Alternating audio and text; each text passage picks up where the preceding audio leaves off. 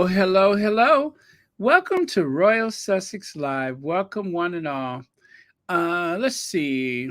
Uh, who was here first? Fancy, fancy. Thank you so much for being first. Hi, Lydia Washington, Veronica Quick, Mary H., and a host of friends and others. Okay. Oh, by the way, I received the nicest coffee cup today. It's a coffee cup that looks like a library. It has the books wrapped around the cup. Anyway, thank you to the squatty who sent me that.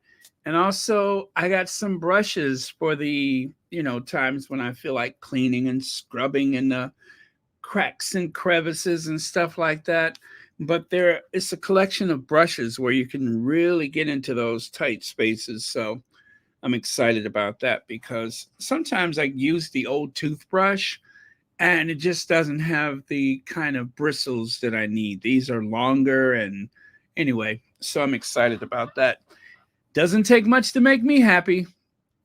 Doesn't take much to make me happy and make me smile with glee.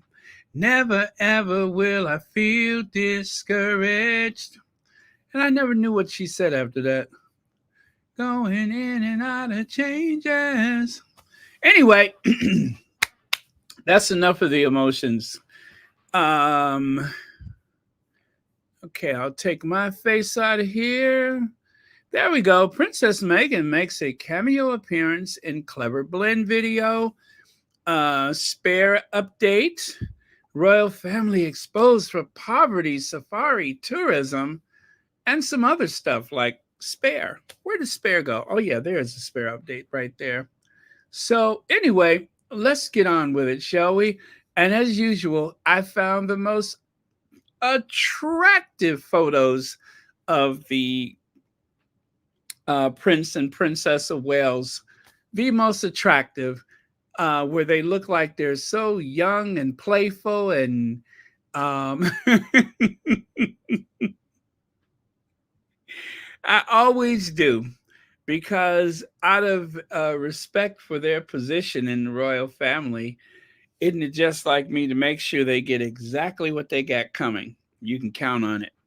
So anyway, about there it is. So this is ClevrBlend. If you've never heard of ClevrBlend, that is it's a it's a latte, right?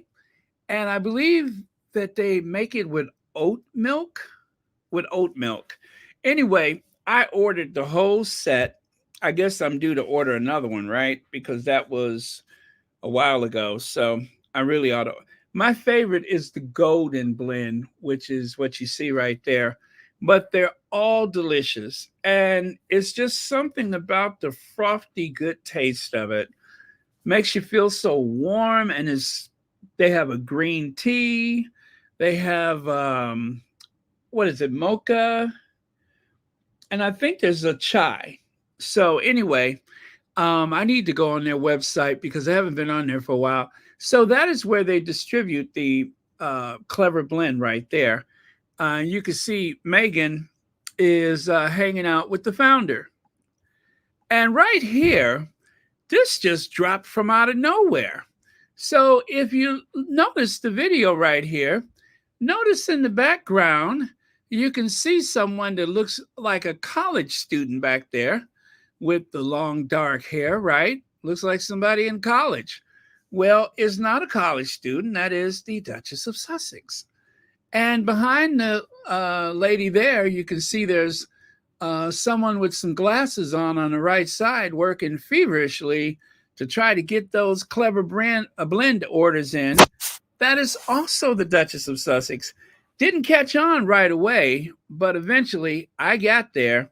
And well, anyway, you can see there's someone digging in the refrigerator there. And as this lady is taking you through the video, you can kind of see that there's someone in the fridge that also is the Duchess of Sussex. So yeah, she was everywhere in the video. And then finally, she's peace out. So I'm going to show you the when she leaves because I don't know if I could show you the whole thing, but I could show you at least that much of it where she makes her exit.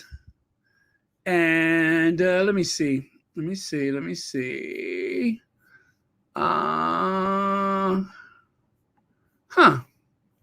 Okay, I didn't think this one through. Let me see what I can do here.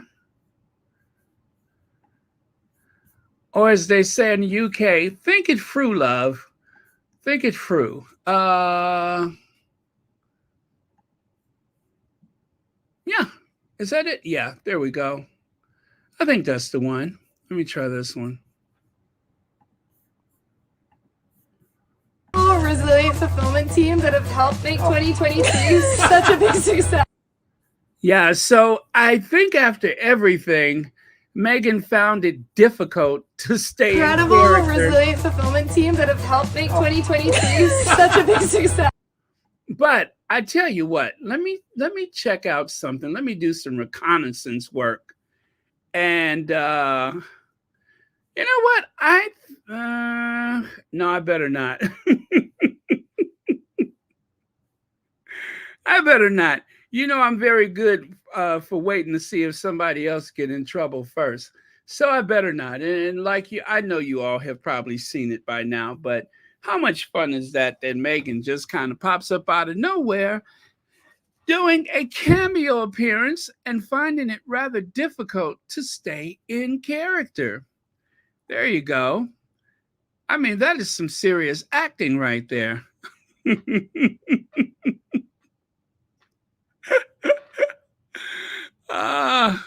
Well, look at how young she looks back there. She looks like a little college student. I tell you, between Meghan and Omid, they have found the fountain of youth. So, yeah, again, that is the ClevrBlend. Now, let me take a look at a couple of your comments here. Oh, I'll tell you what. Let me do this one. And there you can see a close-up. I kind of cropped and zoomed in for those. Look at how young she looks there. So youthful. And here's a little history. Meghan Markle, the Duchess of Sussex's latest coffee business, Harry's wife. Of course, this is from one of the, I don't know if La Presse is a shady magazine or not, but Harry's wife, the ClevrBlend, and appears in their video on social media. Anyway, that is how it translates from, is that Spanish? Yeah, I think it was from, not Spanish, French. I think it was French. Yeah, that is how it translated from French.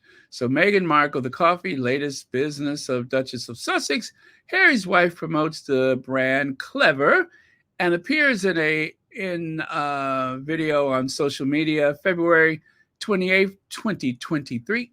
Seemed like it was much longer ago, but I guess it was. Yeah. I thought it was 20. Oh, well, I guess not. Anyway, another business for Meghan Markle, the Duchess of Sussex, backs and invests in ClevrBlend. Now, one of the ways that the coffee really, well, I don't think it's exactly coffee, but one of the ways the ClevrBlend lattes really took off is when Oprah appeared.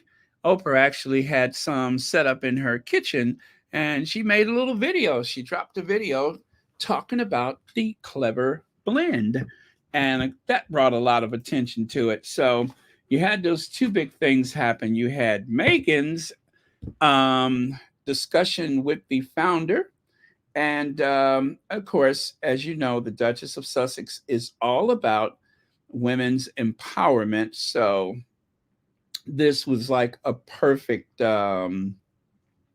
thing for her to get involved with the ClevrBlend. So let me see if I can find Oprah with the ClevrBlend.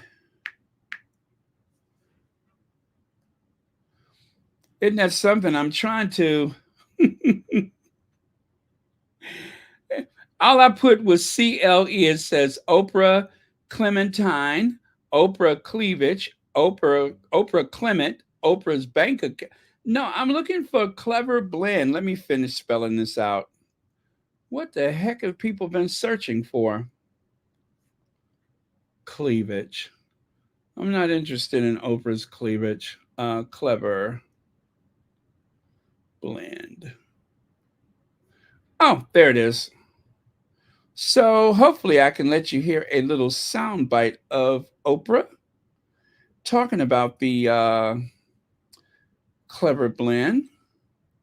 I actually made a video ages ago for the ClevrBlend. That was one of my first videos for Royal Sussex. It was ClevrBlend.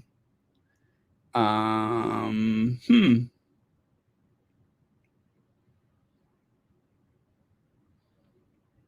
Okay. And I don't. I can't find anything for the ClevrBlend. Oh no! No, didn't mean to do that. Did not mean to do that. Okay, so don't have it. Don't have it. But yeah, I was hoping to find a little sound bite of Oprah talking about the ClevrBlend, and I do not. All I see is Oprah's favorite things, and that is not one of them. So, okay, no worries. Let's move on. Yeah, especially not 2005. There was no ClevrBlend back then. All right, so let me take a look at a couple of your comments. And by the way, it says there for 3 years, fast forward for 3 years later, everything changed. Meghan, yes, that Meghan, discovered our super latte, loved the taste, and felt aligned with everything we stood for as a woman led business supporting food justice.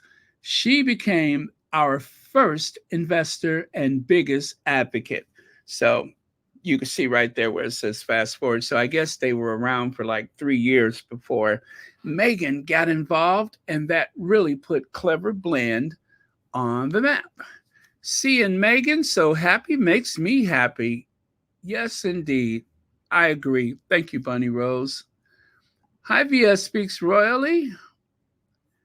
Oh, Elaine Parker, thank you so much for the super sticker, and thank you for being here.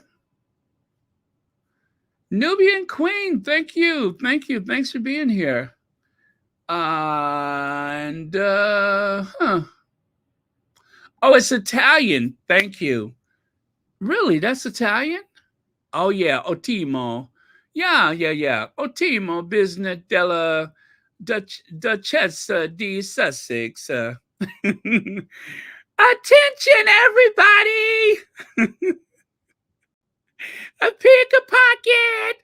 Attentioners! Pickpocket! I should have recognized the Italian. Attentioners! Pickpocket! I wonder if that lady still has a voice, the one that runs around Venice yelling pickpocket. Attentioners! Pickpocket!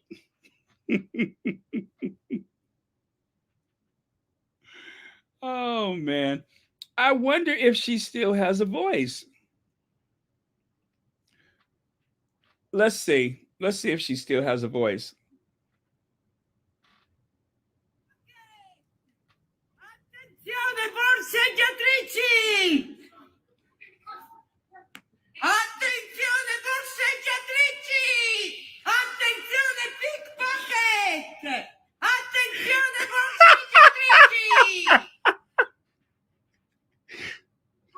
Attenzione borseggiatrici! Attenzione pickpocket!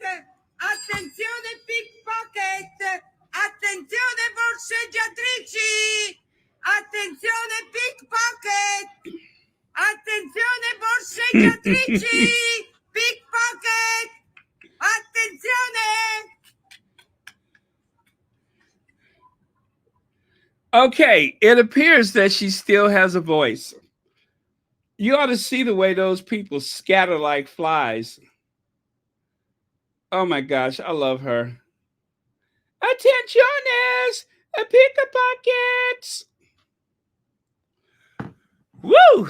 Okay, okay. So there you go. The pickpocket a lady, she is still doing her thing.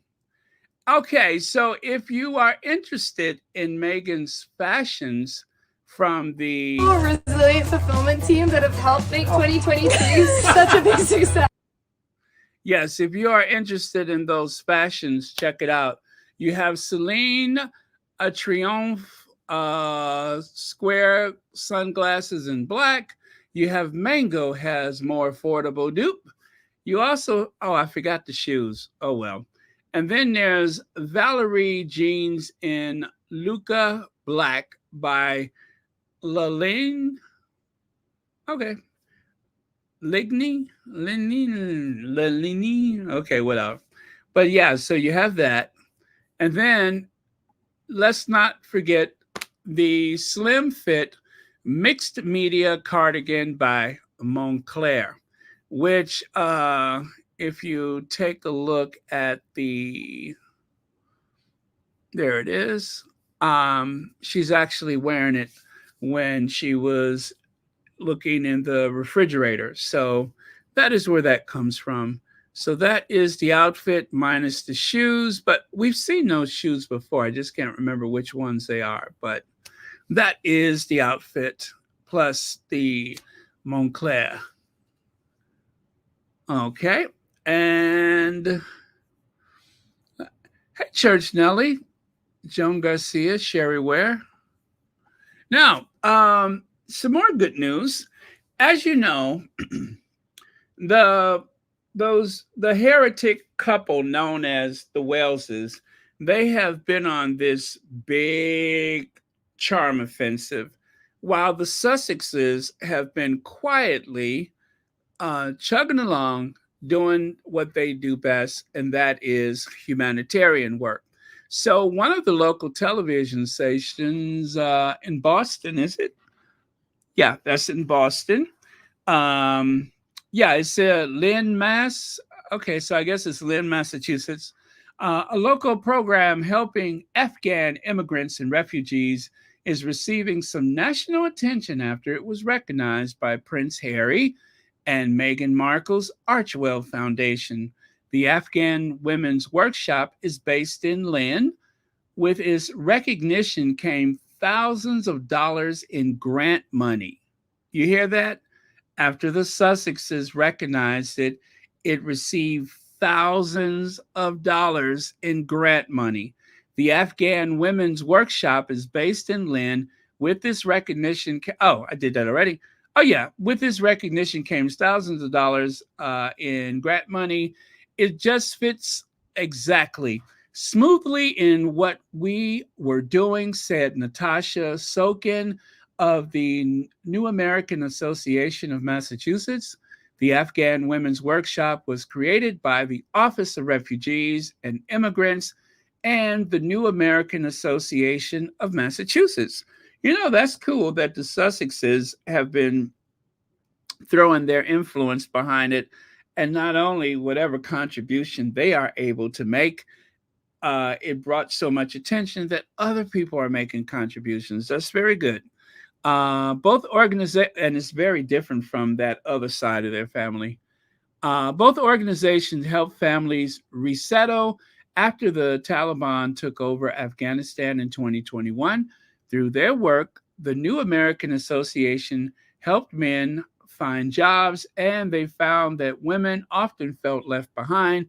Spouses and children were kind of left behind, and they were stuck in these small apartments without any friends, without anybody they know. Sokin said, we started bringing them to the center for this purpose only, to boost their energy and feel better about themselves, and kind of introduce them to each other and have them meet. She continued, many of the women they worked with made clothing for their families, so the American Association began supplying them with fabric and material to continue with their craft.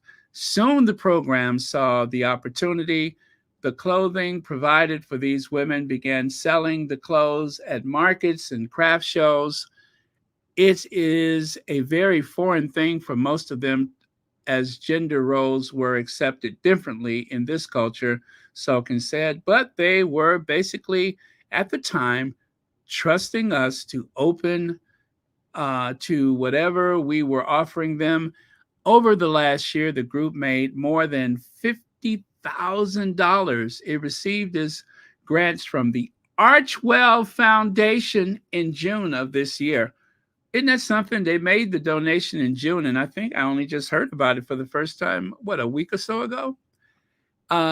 It was focused on people feeling good about themselves, and that's how we targeted this grant, Sokin said. In addition to lessons in English, there is also job training, childcare, and a place to meet others at the Afghan Women's Workshop. About 30 women take part. Very good. So that is what the Duke and Duchess of Sussex has been up to.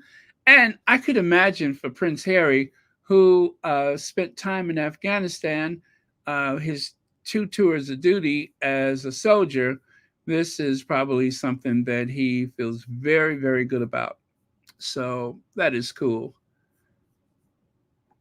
And right there, you can see, I guess that's some of the stuff that they have been making. But yeah, so far they have sold about $50,000 worth of stuff.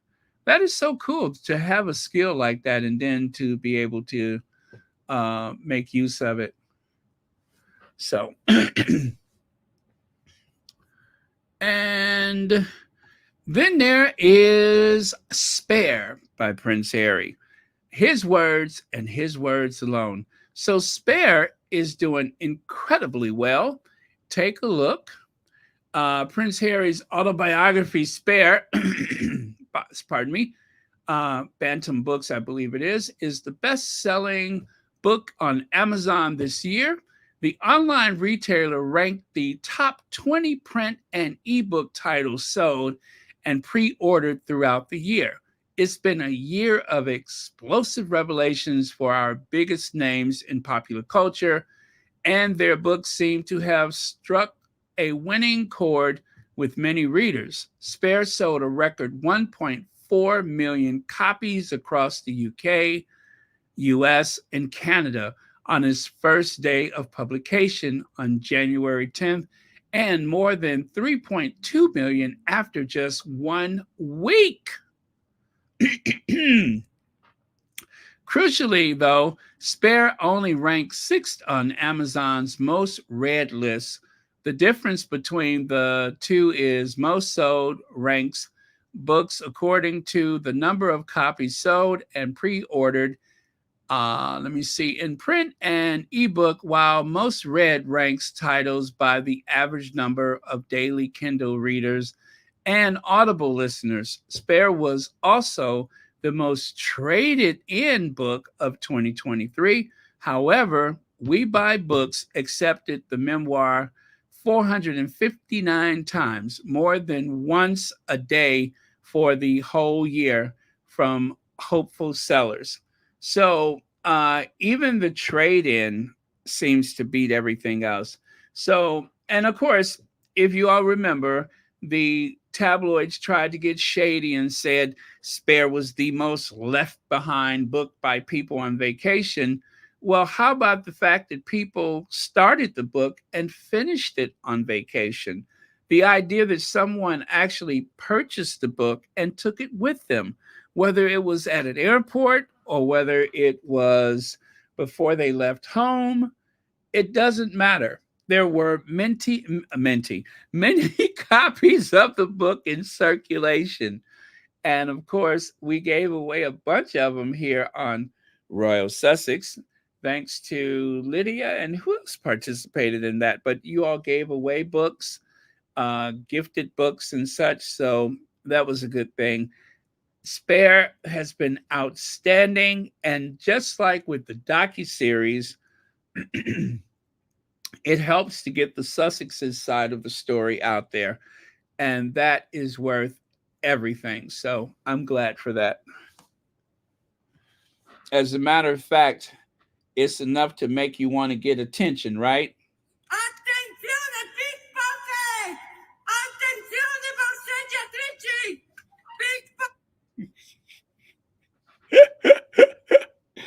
What's that? I couldn't hear you. Pocket. Pickpocket. Attenzione. Attenzione borseggiatrici pickpocket. That is the loudest thing to come out of Italy since Pavarotti.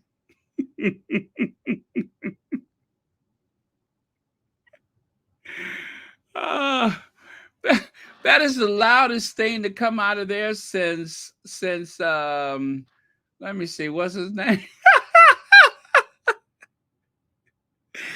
I had an Alfa Romeo Milano that wasn't that loud. I mean, loud. Actually, I'm just kidding. I never had an Alfa Romeo. But even a Lamborghini doesn't rev up. Now, which is louder, a Lamborghini or this lady? Borseggiatrici! Pickpocket! Attenzione, borseggiatrici! Attenzione, borseggiatrici! How about she's got an echo now? Woo! I mean to tell you, that is one loud sister right there. But I tell you what, it gets rid of the pickpockets. It will get rid of the pickpockets. Attentiones. Okay. So Amazon's bestseller of 2023 so far. Harry's book is still a Guinness World Record holder and was #1 on Amazon for 10 solid months. Nothing else comes close. I remember somebody was trying to tell me, it looks like Harry's got some competition.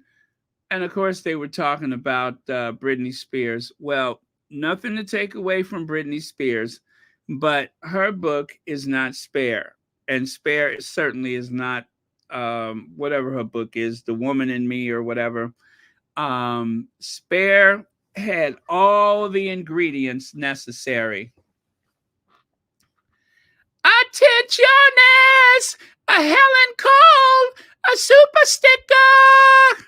Attentiones! Helen Cole, a super sticker!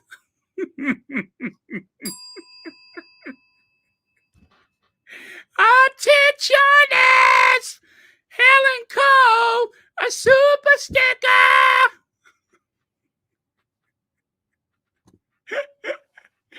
Thank you so much, Helen Cole. Hi, Baron. Have you discussed in past chat about how President Biden honored Prince Harry and the U.S. team Invictus, but it was not broadcast on national TV network? The network deleted that part of Biden's speech during the Christmas tree lighting. Yes, we did mention that. Yes, we did, because yes, I know we did. I don't remember the date, but I know we did. So, but yes, we did. And yeah, like you said, it was very short. It wasn't a whole lot to it, but yep, we did. And thank you again for the super sticker. Yes, thank you. And thank you for watching Royal Sussex. Let me see if I can find that slide. President Biden honors Team Invictus.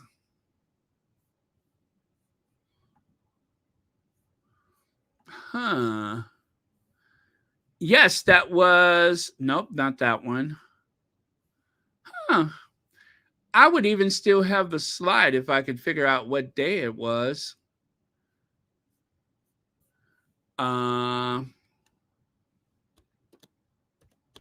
Yep, I would even still have the slide. Christmas.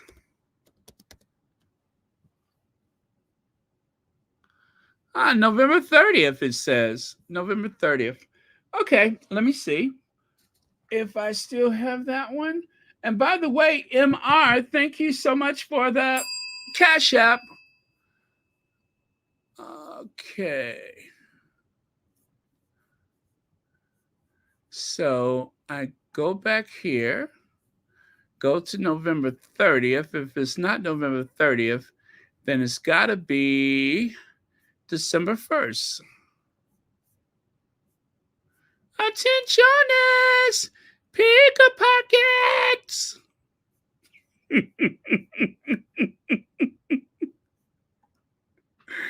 I love that lady.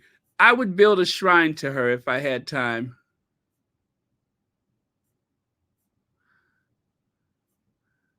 Okay.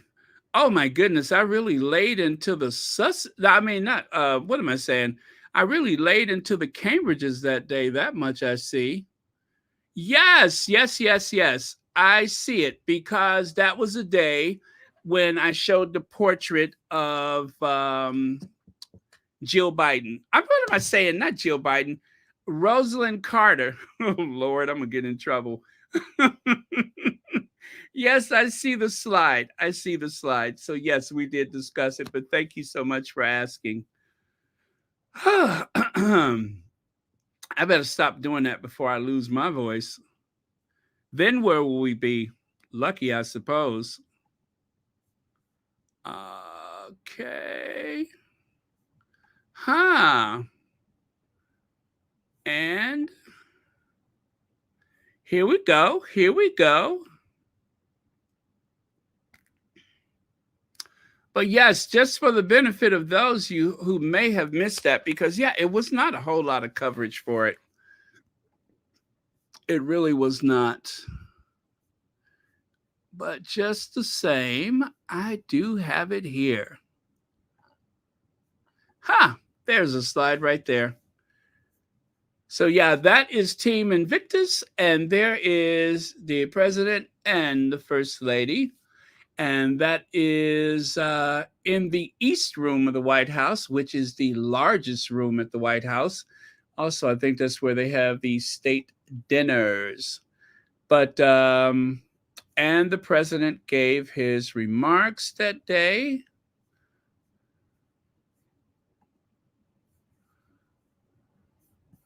Okay. But yes, there we go.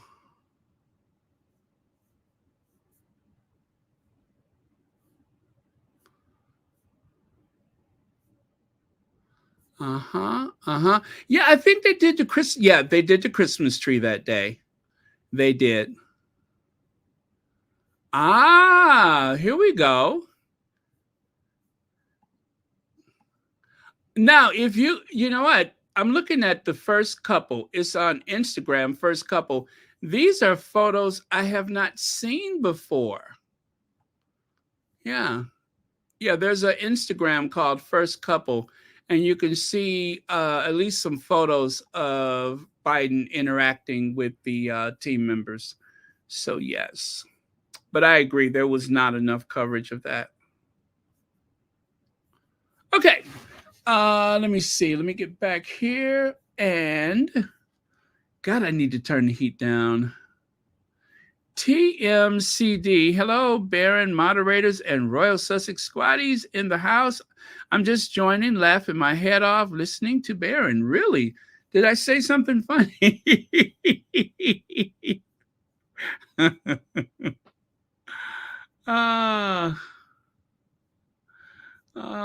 Actually, I bought some cookies that I shouldn't have bought.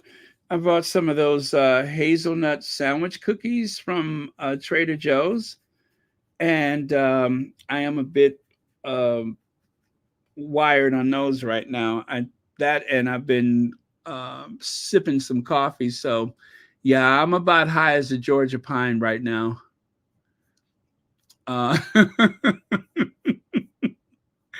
Helen Cole says, but the network did not show Biden congratulations to Harry on the national network. I didn't see a direct congratulation for Harry. I did not either. So, well, that's unfortunate. I just remember Biden saying something about the team at the lighting, but I don't recall hearing Harry's name mentioned. So And of course, we do know that at the what was that Remembrance Day show, they mentioned the Wounded Warriors, but they did not mention Harry by name. But of course, they even had the same dance troupe on that occasion. So, yeah, what is this about Harry not getting respect? But yeah, that is curious. But yeah, thanks again. And you know what? I'll see if I can find something on C-SPAN, and I'll try to share that tomorrow.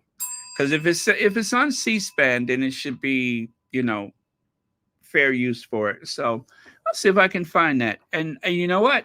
Maybe I will make a short. I will post a short for it because it should be seen. So thank you so much for that.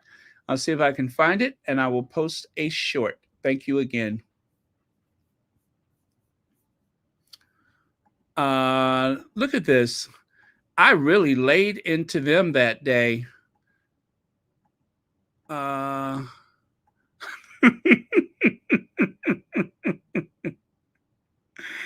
I really laid into them that day.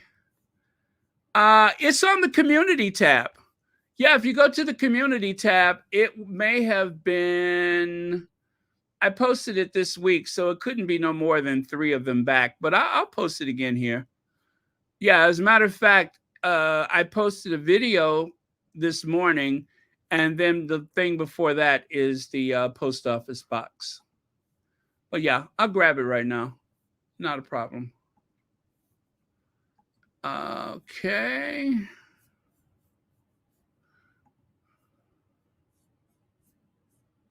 Huh. Do that. Nope, that ain't working out. Oh, okay. I know what I need to do. Oh, I'm trying to do it on the wrong one. Never mind. Okay.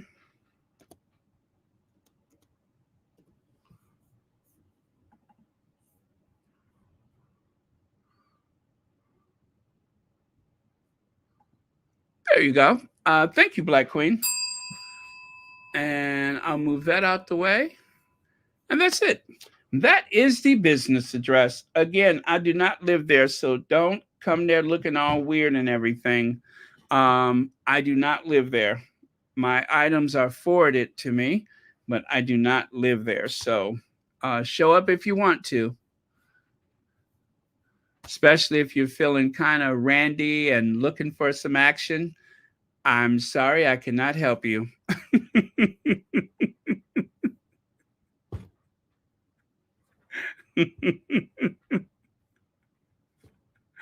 Whatever you got on your mind, I won't be there.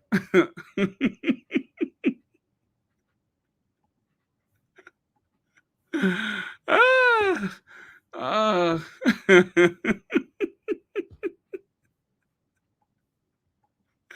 So, take a look at this. Oh, wait a minute, y'all. I got to turn this heat down. I am burning up. I am burning up. Hold on a second. Let me go and turn that down. The coffee, the cookies, the heat. I am frying right now. So let me go and fix that, and I'll be right back with you. In the meantime, how about Once Upon a Time? Huh? Once Upon a Time?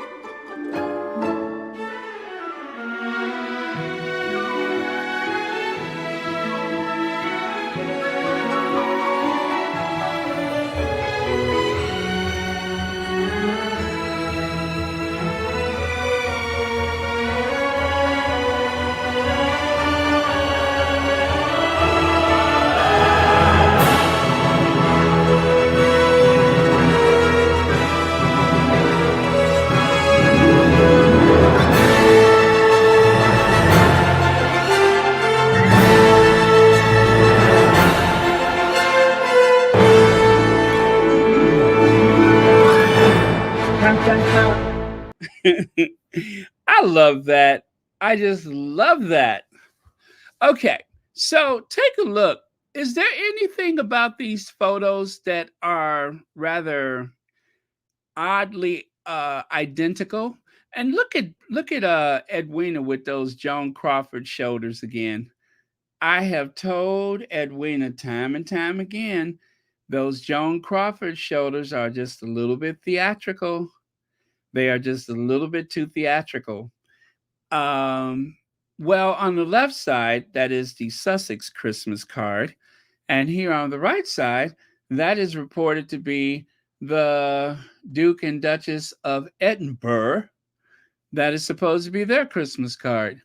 And notice they have that same gaze upward. But the thing is, Harry and Meghan is looking up at a stage where Sophie and Edwina are looking up to Will and Kate. As a matter of fact, they are going to spend the rest of their lives looking up at Will and Kate while they look down upon them, while they frown down upon them, while they send them places that they could not be bothered to visit. So that is what they're going to do for the rest of their lives, is hope that they don't get on William's bad side and get kicked out of their house. And yes, I know they supposedly have some long-term lease from the Queen, but we know how that goes. When they want you out, you got to get to stepping. That's what happens. You got to get to stepping, because those two do not have nearly enough of an income to afford a flat in central London, let alone that house the Queen gave them. What if William cuts them off? What if William cuts them off? Y'all notice Sophie is always smiling and grinning at William. She better keep smiling. Yeah, you better keep smiling if you know what's good for you. Because I'm telling you, you might, end up getting the treatment. Because William is cray cray. William is cray cray. Uh, Adam's apple.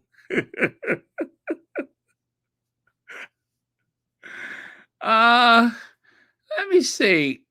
I can't tell. I can't tell, but she is. Look at how she grins. William and Kate must be at the top of the steps or something, because they are just grinning. Better keep smiling if you know what's good for you. Now, mirror hacking victims demand criminal investigation.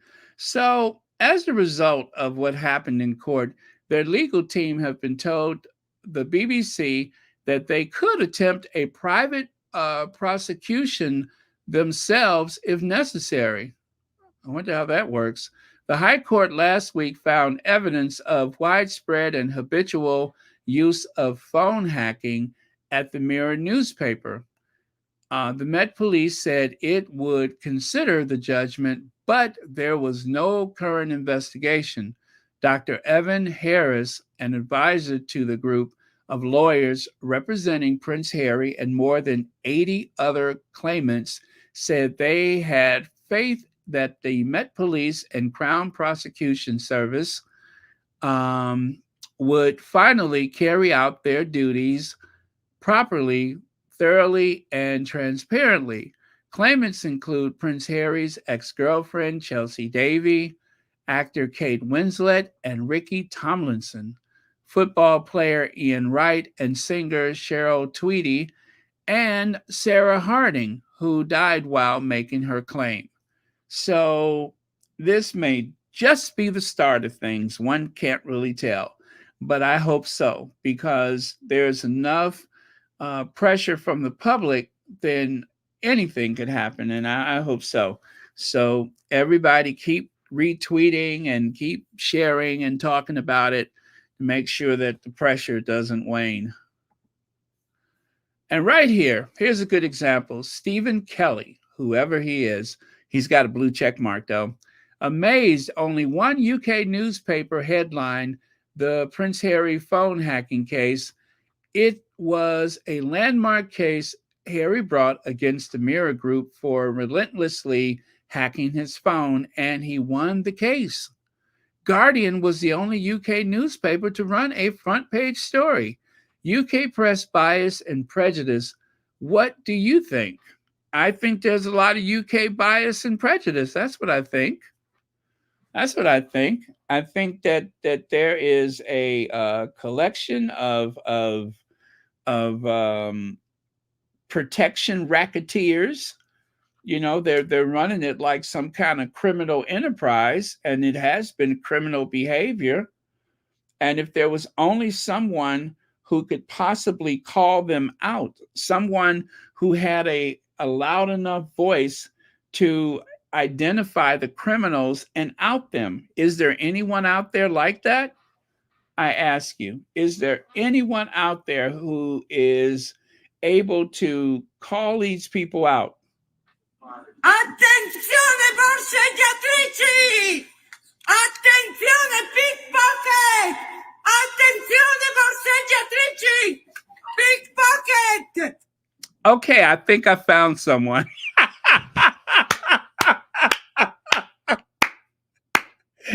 I think I found someone.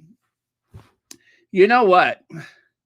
I think we should do some crowdsourcing and try to get a ticket for that lady so we can get her over at the High Court or over at the New Scotland Yard. And if she stands out there and bellows loud enough, I think we can get some criminal charges by the end of the week. What do you think? Yeah.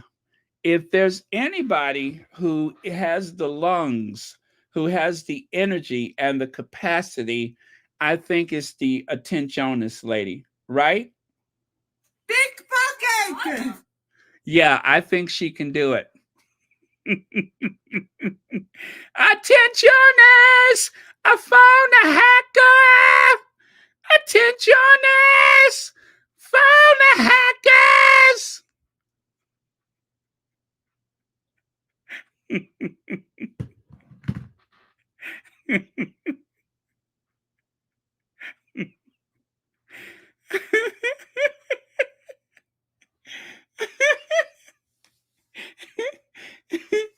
I think we found a winner.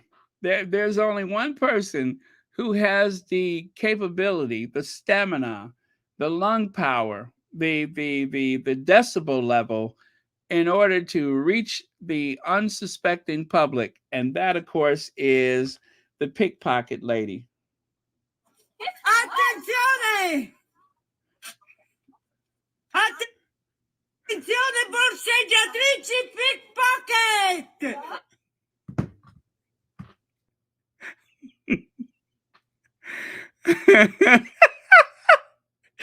Woo!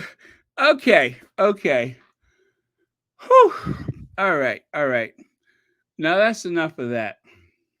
So, Prince Harry wins tabloid phone hacking lawsuit. A great day for truth.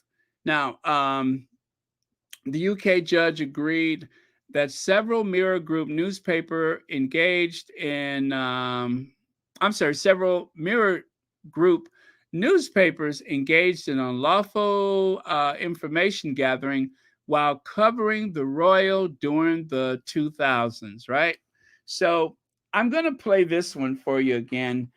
I loved, it's in vain of what the other guy was saying about only one paper was brave enough to actually put that on their front page, or willing, for that matter, to put it on their front page.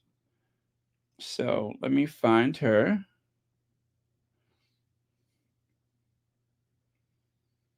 And as he has, quote, slayed dragons.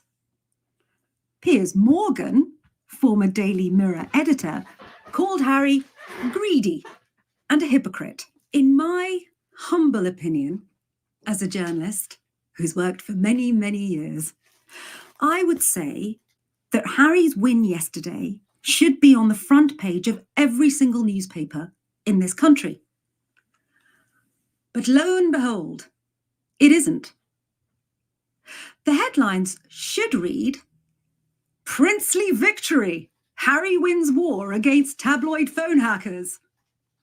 Instead, it's a front-page conspiracy of silence, with one notable exception: The Guardian. In my view, this is a huge news story. Harry has won a significant victory against the abuse of power by Mirror Group executives, who turned a blind eye to unlawful practices, including phone hacking. It allowed its so-called reporters to invade the privacy of everyone, from royalty to ordinary members of the public. This case dealt with a period between the late 1990s and the mid-2000s. But what says unlawful practices still aren't being used? We simply don't know. This story is a matter of public interest. What we are seeing on the front pages of today's newspapers, bar The Guardian, is absolutely absurd. In her humble opinion. Sure enough. Okay, well, she said what she said. That particular video has been shared a lot the past few days.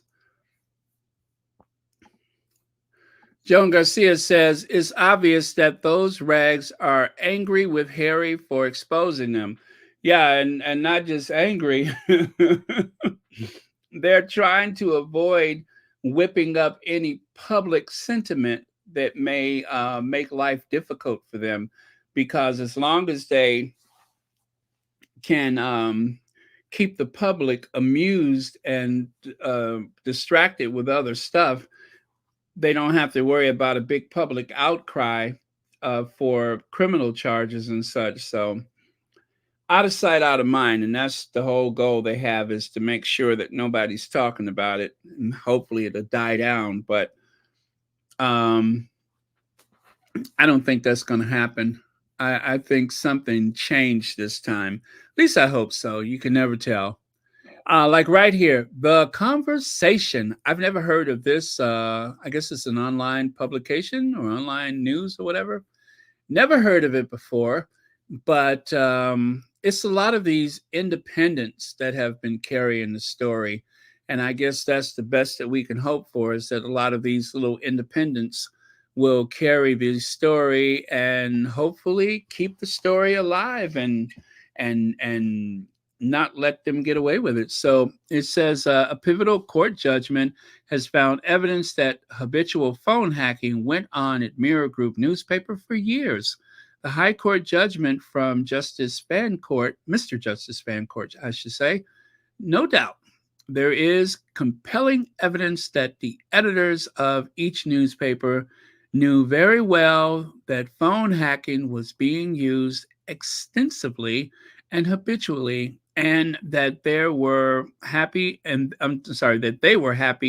to take benefit of it. So I saw that video with Rachel Johnson. I have to admit, I didn't watch the whole thing, but Rachel Johnson, Boris Johnson's sister, she was kind of like, well, this is actually not really a print story. This is a television news broadcast or whatever she said story. But no, it's any medium that can carry a tune. That should be where it is broadcast, written, shared, spoken about, whatever. It should be everywhere, because it is just that important. I think the most insidious part of this crime is the fact that so many people are still questioning themselves. What else do they know? What other information do they have? Did they make a tape recording of it? Because I could just imagine some of the voicemails that I've left and some of the voicemails that people have left for me. And, some of these voicemails are very personal. They could even be of a very intimate nature. And the idea that some grubby little reporter somewhere was listening to your personal information. Imagine the shock and the horror of having a conversation and then finding almost word for word that conversation printed in a newspaper. I just cannot understand why anybody thinks that that's okay. And Pierce Morgan, who tries to make himself out to be the very moral compass of Britain, actively took part in it, according to the court. He was one of the biggest proponents of it. It was the way of doing business. And yet, he tried to insinuate that Harry attacked his grandparents before they died, and Harry did this, and Harry is just greedy and selfish. He found every type of buzzword and trope that he could think of to try to condemn Harry in the eyes of the public. And yet, this is the guy who lost his job because of some fake doctored up images during the Gulf War. He is the worst of the worst. I don't know who's worse, Pierce Morgan or Rebecca Brooks, but they're both the hounds from hell, and they deserve the worst that anybody could possibly do to them through a court and through criminal investigation. They deserve the worst. But they're not alone. There's quite a few other people. But that is so personal. That's like opening up someone's love letter, opening up someone's medical records. And essentially, that's what they've done. And hacking a dead teenager's phone and allowing the family to have false hope that the child is still alive because the police said, well, someone's assessed the access, that is the voicemail, so she must be alive.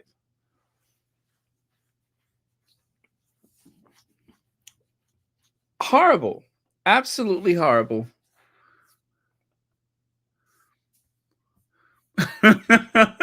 Rohini. Okay, Invictus Game Vancouver Whistler. We have hit a wonderful milestone with 3,000 plus 3,000, over 3,000 individuals expressing their interest in volunteering at upcoming Invictus Game Vancouver Whistler 2025. Follow the link in our bio for more information. We will be launching our volunteer recruitment in February of 2024. So again, if you guys are interested in volunteering in Vancouver, you too might join those people in that boat, in that curiously purple fuchsia water. Yeah, who would want to be in purple and fuchsia water underneath a purple and fuchsia sky? That violet, fuchsia, purple sky. Helene Groen says, oh, wait, where did it go? There we go. That man still has a job in media is ridiculous. That people still hire him to be the voice of reason is a joke and a punch in the face to all victims. Yes, it is a punch in the face. It is a punch in the gut. He's very good at what he does. I can never take that away from Pierce Morgan. It is practically criminal what he does, but he's very good at it. He's good at shouting people down. He's good at seeking attention. He's very good at making things about himself. And that is the key to his survival. And he is a survivalist. There's another Yeti that seems to have 9 lives, but from what I hear, there is Colorado has just purged Donald Trump from the ballot, right? I don't even know what that's about, but Donald Trump, who seems to have 9 political lives, has been purged from the ballot in Colorado. Yep, Donald Trump, Colorado. purged from the ballot. Trump's ballot ruling. Trump is disqualified for the 2024 ballot. Colorado's Supreme Court says, or has ruled rather. He is out of there. So I don't know what that's about. And I have been avoiding the presidential election because it is rather tedious and exhausting, and it is too soon to talk about the polls. I don't care when anybody says it is too soon to talk about the polls. What are we, 10 months out? That's an eternity in politics. That's an eternity. So you guys avoid the polls, avoid being discouraged by the polls. And I don't care how many times these tabloids and even the mainstream media try to lure you in. It's too soon. Too soon. Even 20 points lead is not enough to get comfortable. And anybody will tell you that knows politics. So avoid it. Enjoy your lives. Wait until October before you start to panic, whoever you're voting for. A majority of the court holds that Donald Trump is disqualified from holding the office of president. Under Section 3 of the 14th Amendment, the court wrote in his 4-3 decision. Whatever that one is. I'm sure it has something to do with January 6th. Too soon. Too soon. That's right. Thank you, J. Matt. Polls are never right. Yeah. And I have a friend. I keep trying to tell her, I don't want to talk about it. It is too soon. It is too soon. It doesn't matter. It's too soon. Pay no attention to the polls. Even MSNBC, I remember there was a time when I used to kind of trust MSNBC. And then I realized the abusive nature of the relationship I had with MSNBC, where they kept stringing people along. And I promise you, I say this, if you guys don't believe anything I ever say, there was no way that, what's his name?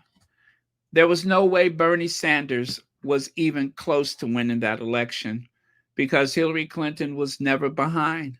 Bernie Sanders did not have the support of Black women, who 90% were not voting for him, period. And all that talk that made people angry before Election Day, all of that was whipped up by MSNBC and all the rest of the media.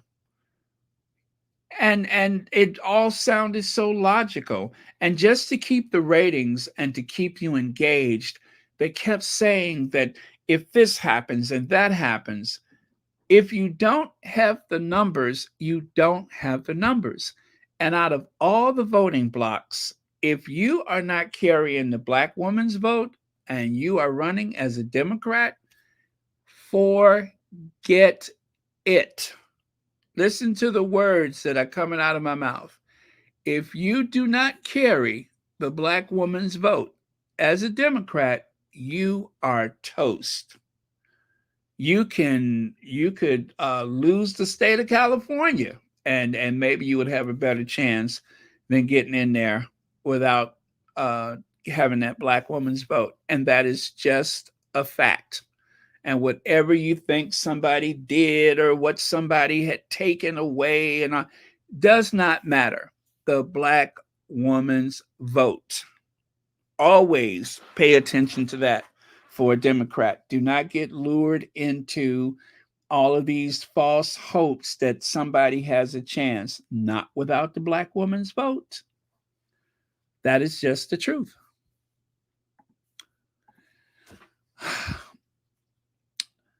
Do you see what I see? If it's snowing and it's not the winter months, do you see what I see? Do you see what I see? Why do I see that? Um,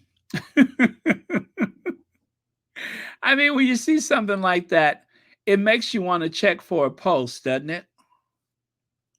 I'm not sure what that means. I don't have a medical background, but go ahead, drop a comment if you have any idea. But those pupils are dilated. One of the squatties pointed that out. I have no idea what that means, but his pupils are dilated. Nerve damage, maybe? There's no soul. Yes, maybe he doesn't have a soul. That's what it is. He doesn't have a soul. But that reptilian inbred vertebrae does not seem to have a soul. There's nothing there.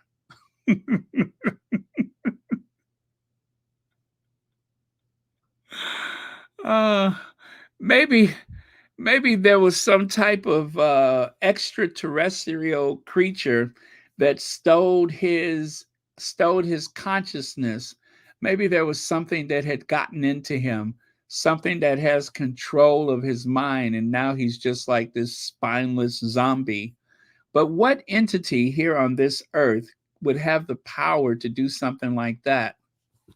I know, Carol Middleton. That Carol Middleton, that's the only life force that I could think of that is so, what do you call it? So powerfully evil and dangerous and capable of controlling the will of even the strongest people, able to bend people's moral compass. Carol Middleton. Carol Middleton has stole his soul.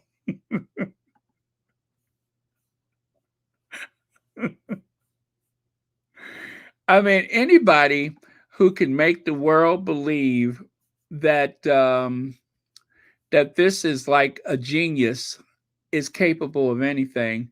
She has managed to take that damaged set of goods and get it into Buckingham Palace, into Windsor Castle. Now that takes some talent. That takes Carol Middleton. Oh man, don't turn your back on her. Let me see here. Oh, TV says I have volunteered for the games. Would love to visit Vancouver again. I bet it's beautiful up there. There's nothing like snow-capped mountains. Yeah, he looks different. He looks very different. I don't know what changed, but he looks very different. Let me see. Okay.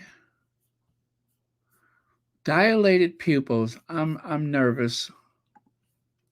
Okay, so the poverty tourism is on the rise. Is this a publicity stunt? Oh, I did spell that right. Publicity stunt. Is it? I wonder. So Cold War Steve, about 2 weeks ago, I think it was, Cold War Steve created this image. This image actually encompasses the Christmas Carol thing with Kate, and also you can see some children living in poverty on the side of the road, just the sort of people that need help.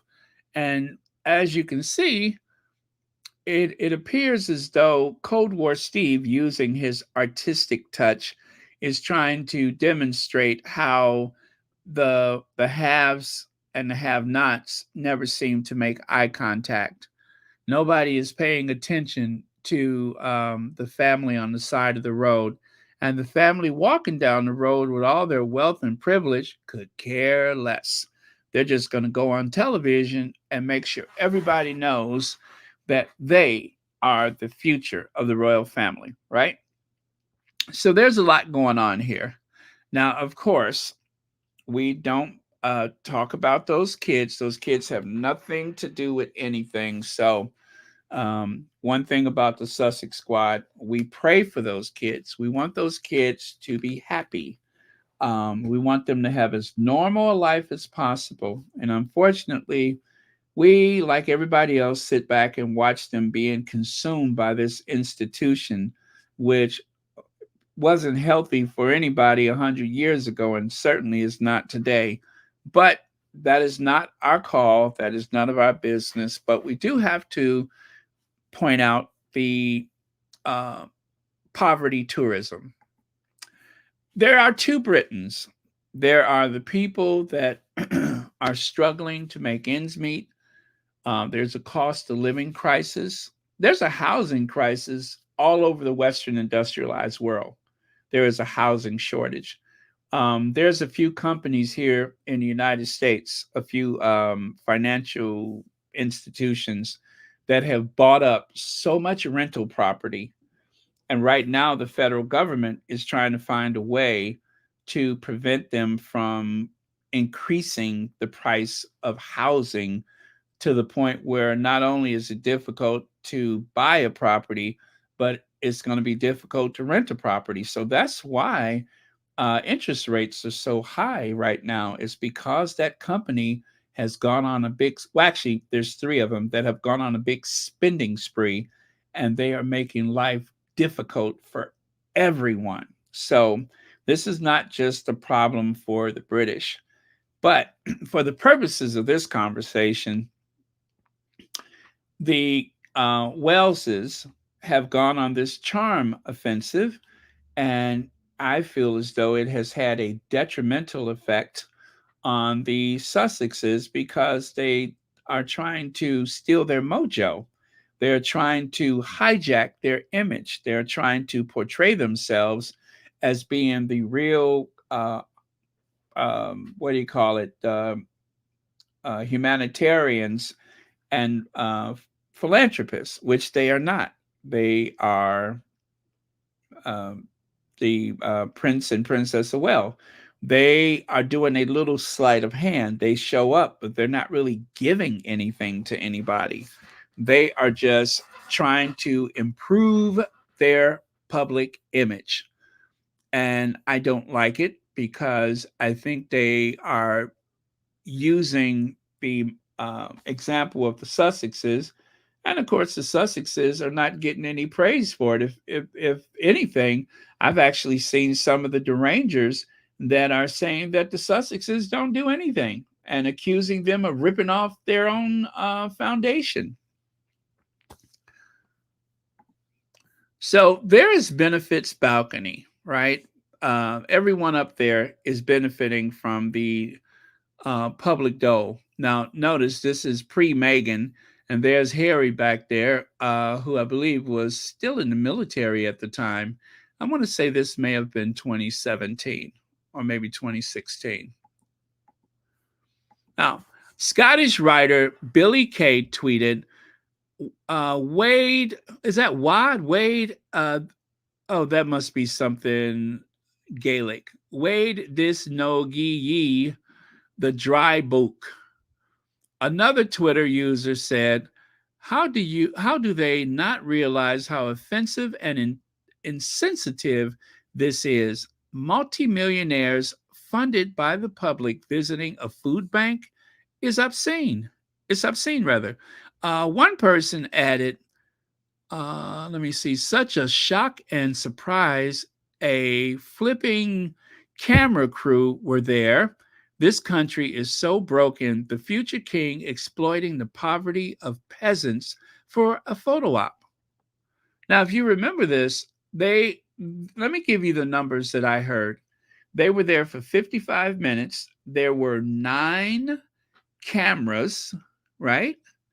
And at that little situation right there where you see Kate, the lady was trying to explain something to her, and I think you can hear her mumble on the camera that she was just there to observe. In other words, I'm not really here to learn anything. And I feel obliged to point this out because of how the derangers, the bots, and whatever other interests, they have been working diligently to try to condemn the Sussexes and implying that they are stealing money and such. And a lot of times, those things are fed to the derangers from some of those reporters with the burner accounts, and vice versa. Like the whole idea of the Sussexes hopping a ride back to America on Air Force One. I promise you, I believe that story started with a deranger, and one of the royal reporters thought it sounded interesting. And next thing you know, it was all over the tabloid media. So when I can get my hooks into something, I feel obliged to likewise point out my theory or my grievance. And my grievance is this is poverty safari tourism. Sure enough. Okay. So here's another one. Snubbing the king. Why don't big stars want to perform at Charles' coronation? Well, the reason why they didn't want to perform is because of what you see on the right side. The number of UK children in food poverty doubled in a year to 4 million, says a new survey. 1 in 5 families report skipping meals or not eating all day.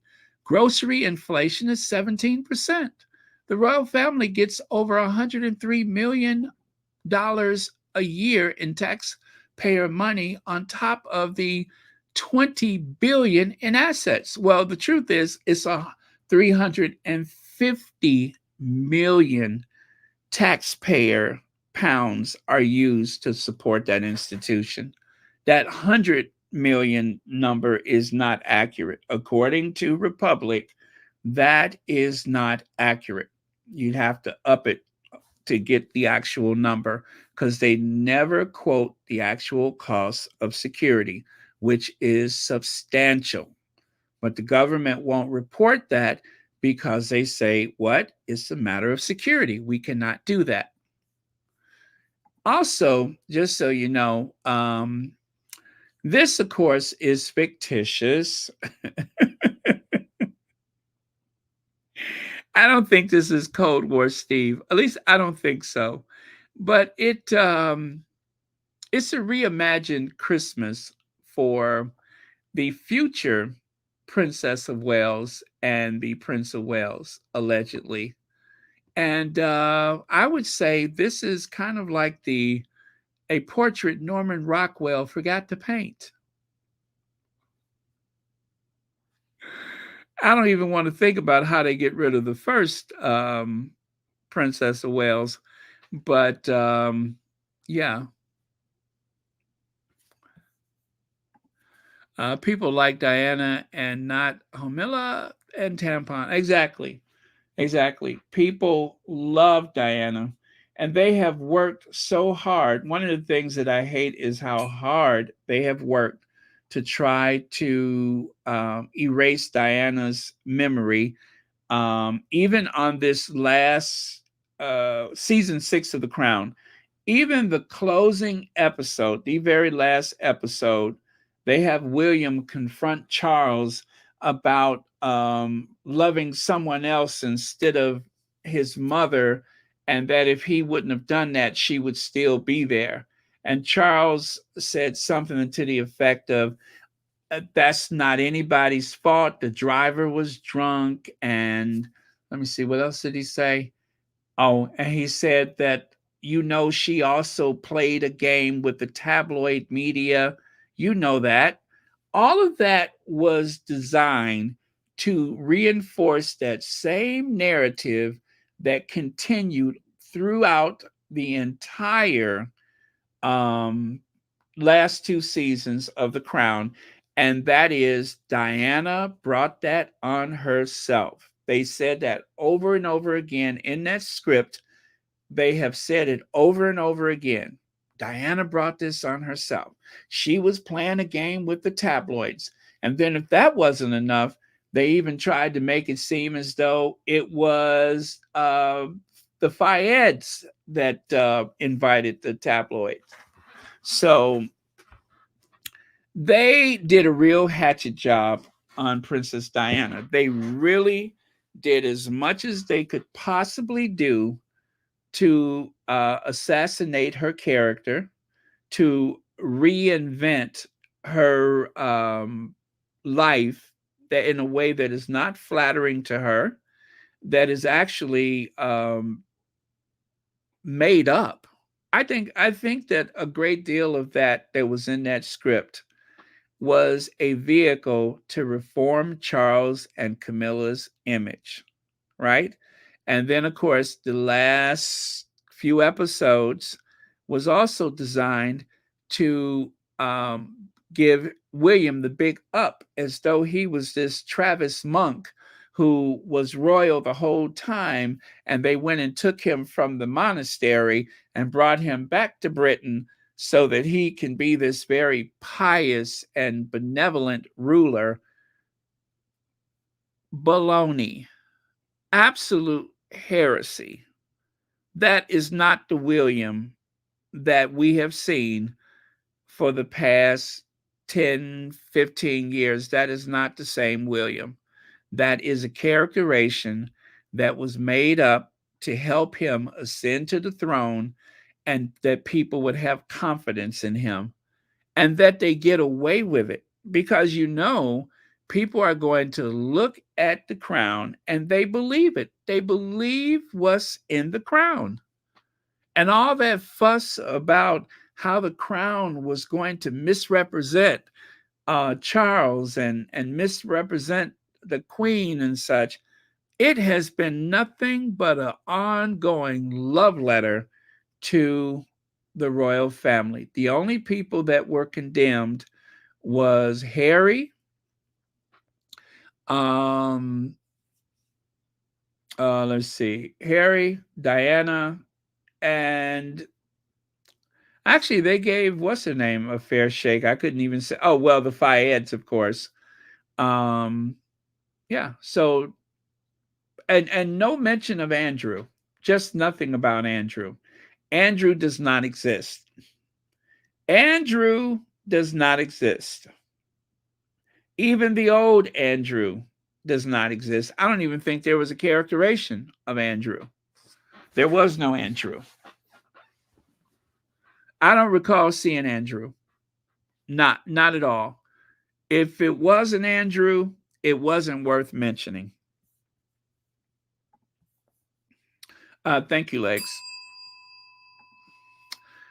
Oh, I think we're almost at the end.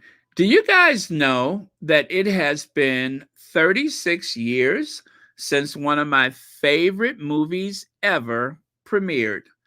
I think it was 1987, Moonstruck. That is one of my favorite movies. And I do mean one of my favorites. There is nothing about that movie I don't like. I love the soundtrack. I love the Puccini. I love everything about it.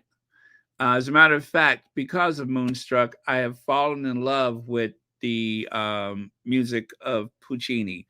So great movie. Now, I almost missed something. Let me go back.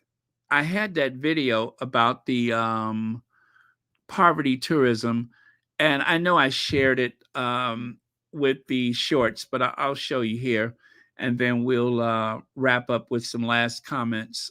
Wow, hour and a half. We're getting out of here early tonight. Can you believe it? Let me see. Let me find that video.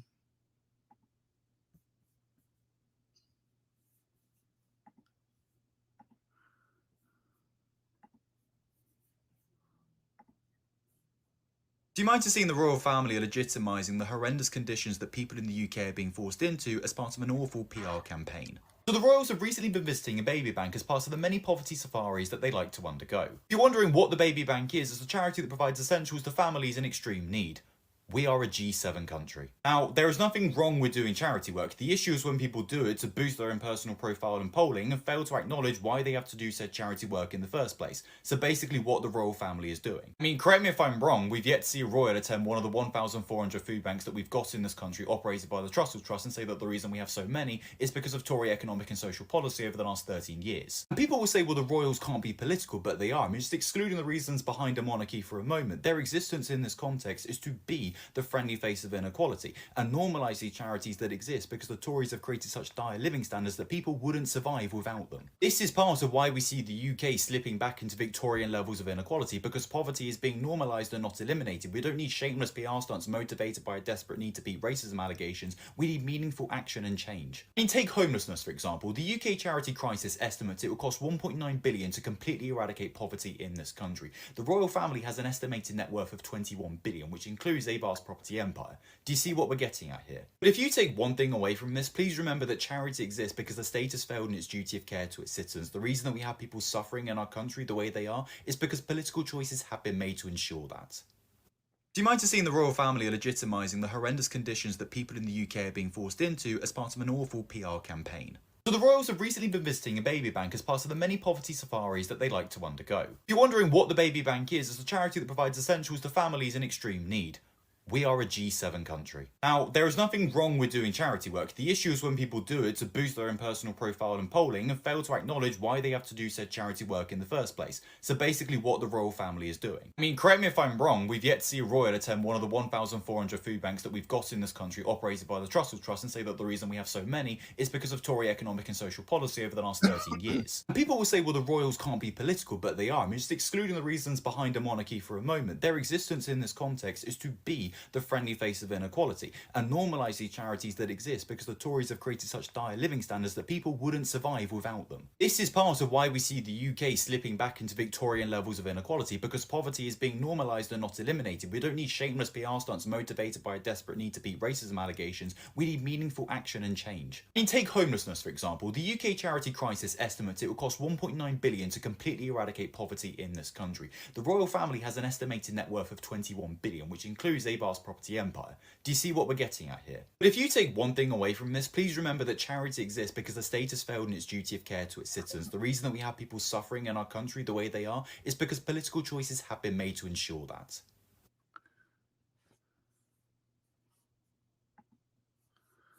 Let me see. That went by kind of fast. Attacking the rich is not envy, is self-defense. The hoarding of wealth is the cause of poverty. The rich aren't just indifferent to poverty, they create it and maintain it. Jodie Foster. So yeah, that is what I wanted to show you. This is why I tell you guys, the young people, those TikTokers, they got this thing figured out. Those TikTokers, I have seen so much courage from some of these young TikTokers that they will tackle topics and subjects like that young man that exposed how they were trying to convince him as a content creator to change his thoughts about Gaza and the war and such. They were trying to get him to change his words, and he said they offered him money, and he told them that there is no way in the world that I'm going to turn a blind eye to what I see. These kids are brave. They are motivated. I mean, I think, I do believe that when you look at how some of these young people, these TikTokers, have been approaching things like George Floyd and Gaza and quite a few other things that have happened in this country, like gun control and such, these young people are risking their future. They are risking their future to tell the truth. And I think that is as brave. I don't know that I was that person when I was their age. I was not that person. I went to my little job and you know, I spoke out about things. I spoke but social media didn't exist, so it wasn't as easy to be heard, but still, I don't think I was that person. So I applaud these young people for their tenacity, for their honesty, for their truth. I mean, look at this kid. He is just he's giving them the business, and he doesn't care what anybody thinks. The truth is the truth, and he's going to tell it. So it's not going to be as easy. And even though these tabloids have these huge followings, this is where the news is. Most people are not getting their news from tabloids. Most people are not getting their news from legacy television. More than 50% of it, the last I heard, was coming from social media. That's where it's coming from, which by itself can be a really dangerous thing because there's a lot of misuse out there. There's a lot of people, like, for instance, that quote, did Jodie Foster say that? Well, I trust that source that it came from. I trust that source. But there are some that you cannot trust. So that's the big difference. Joan Garcia says, Baron, the clueless Unroyals remind me of a movie, The Gang That Couldn't Shoot Straight. It's your place on Amazon Warehouse yet from the wish list? Let me see. You mean, do I have a wish list? I do have a wish list. But yes, I do have a wish list. I could post the information again if you like. Okay. Oh, and by the way, thank you for the super chat. Okay. Yeah, I love Jodie Foster. Great actress too. Yeah, Mary H. People are speaking out. And like I think some of the strongest voices come from Australia. I don't know what the royal family did to Australia. You would think, because it's Australia, you would think that having the Union Jack as part of their flag and everything, that they identify much stronger with the UK, more so than Scotland does, right? But wrong. They want out of that union. I mean, out of the Commonwealth. They don't want Charles as the head of state. Let me see. Say it again, Baron. The TikTokers are saying it out loud. Yes. Thank you, B. Martin. They are. They are. I am so proud of those kids. Like I said, I don't know if I had that courage. Baron, look, I think we found I think we found Louis' missing finger.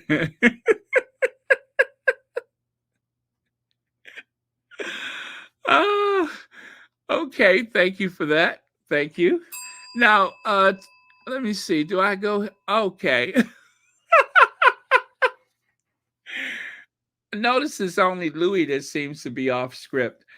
But yes, I think you're right. We have found that missing finger. Okay.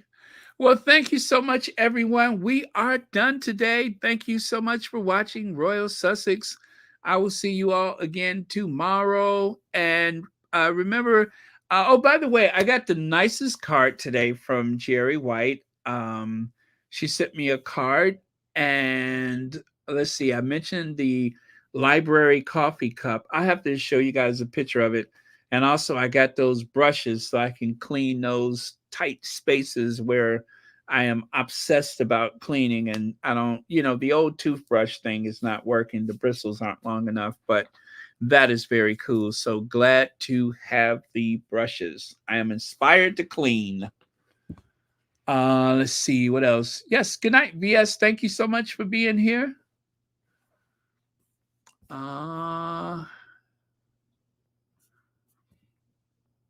Okay. Look, poor people.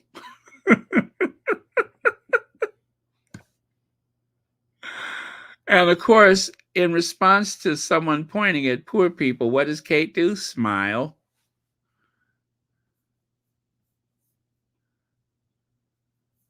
Oh, good night to you too, Anastasia. Good night, wherever you are in the world.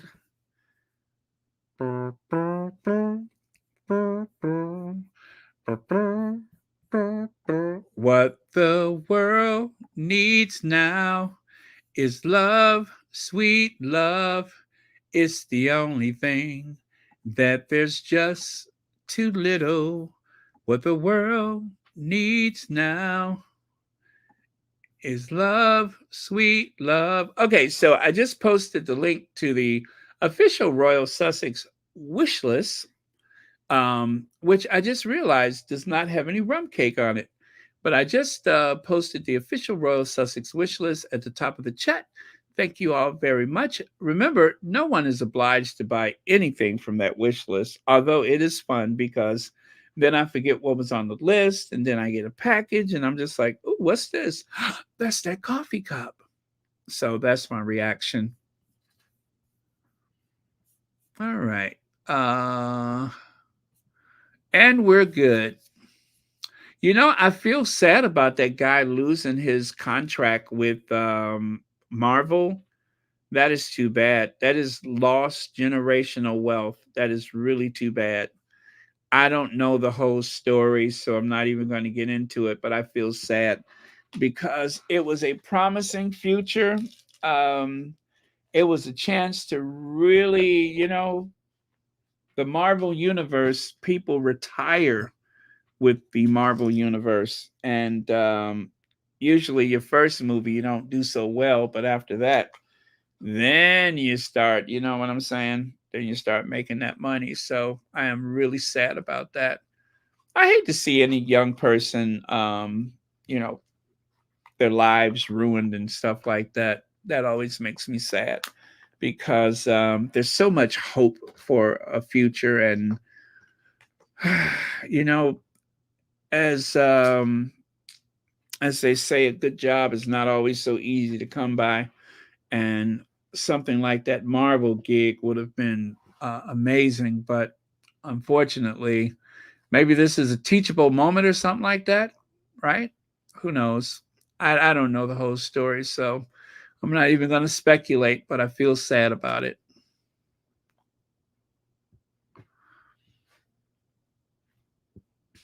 I wonder who the bald head guy is. I don't know who that is. Good night, Joy Amore.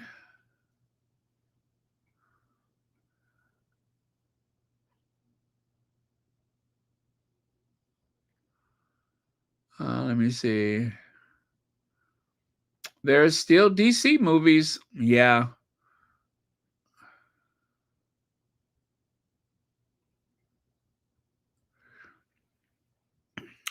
Yeah.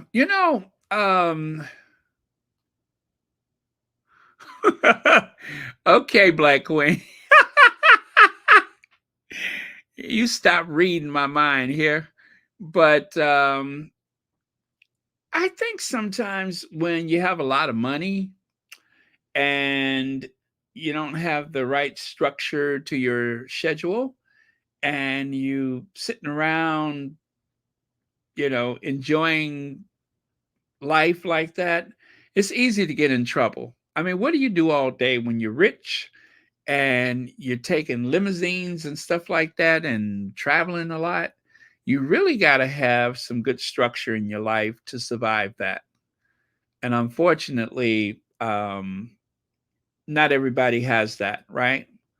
Um, Having an entourage and sometimes it's better to be alone than to you know to be with someone that you're not necessarily so connected with. So but whatever the case may be, I hope that this doesn't end a career.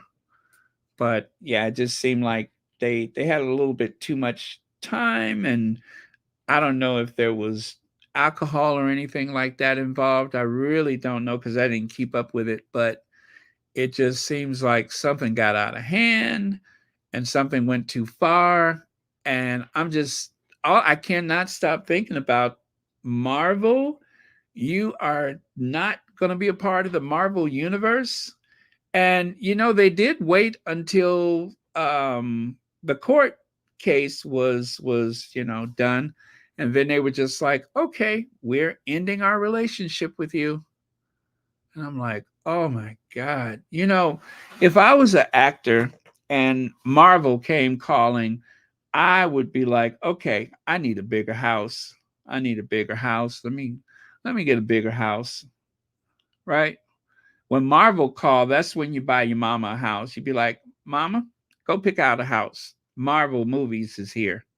I'm in Marvel movies. Go pick out a house. Whatever, big house, little house, just pick out a house. That's what happens when you're in a Marvel movie. But now, not so much. And that is really, really sad. That I'm sad for that person. I really am. It was a good opportunity.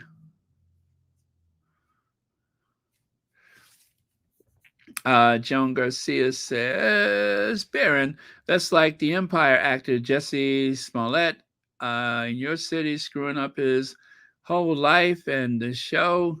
Yeah, that was really. I still don't know what that was about. And you know what?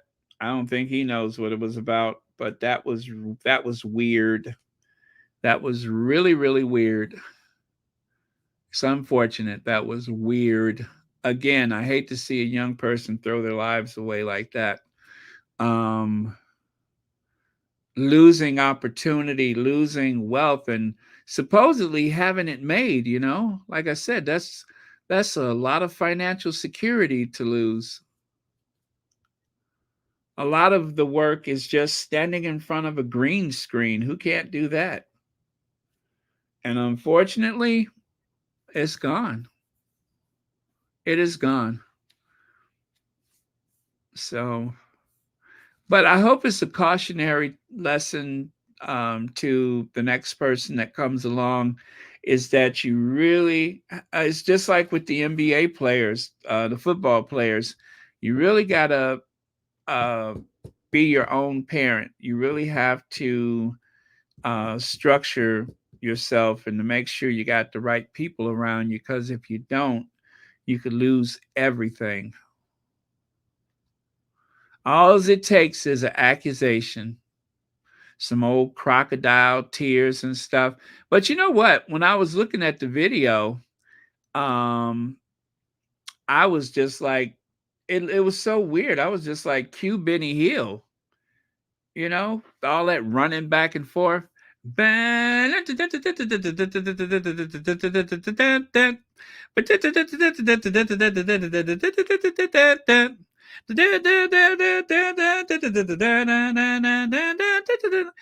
it to me, it looked like it needed some Benny Hill. It needed some Benny Hill theme music.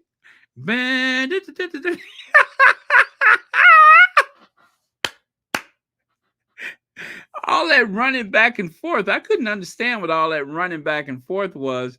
And then walking down the street and greeting each other and everything. I'm like, that's why I said, I don't know what happened. I could not make it out. I'm looking at somebody standing, somebody running, somebody, I could not figure out what was going on. I'm just like, well, did something happen? Either that or just put some Benny Hill music on it. And I don't think he threw his life away. This reminds me of the basketball player accused of with his ex-girlfriend. Says nothing of the sort happened. There's no such thing as room to fail. Well, that's why I said it seems like something that happens to an NBA player.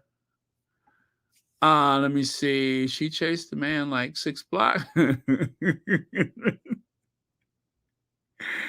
Yes, I'm telling you, I saw that running back and forth, and I'm just like, well, I couldn't figure out what was going on. Lex says it keeps a Hollywood theme of redemption of white male actors, not excusing anything he did. Look at Robert Downey, Charlie Sheen, Ezra Miller. Now, Ezra Miller,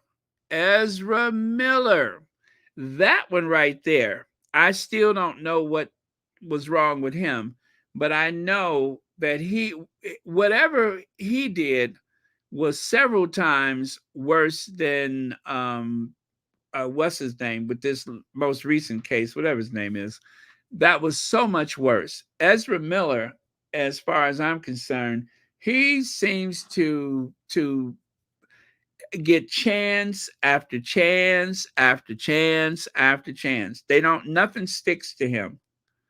And also, what's the other guy? The one that was in Call Me by Your Name? What's his name? Arm & Hammer or something like that. The Call Me by Your Name guy. He seems to have been in a lot of trouble. But see, with them, they get to go to like a rehab or something. They go someplace because they had some emotional problems. I wonder if this guy is going to be able to use that that type of excuse, that it was just, and surely there was something emotional going on. But when it comes to Black people, you don't really get that opportunity. You don't have any emotional problems. You're either guilty or you're not. There's no in between. But a lot of those people, they seem to be able to, just like with the people on television in the UK, 3 people in the past year, the guy from BBC, the guy from This Morning, and it was somebody else.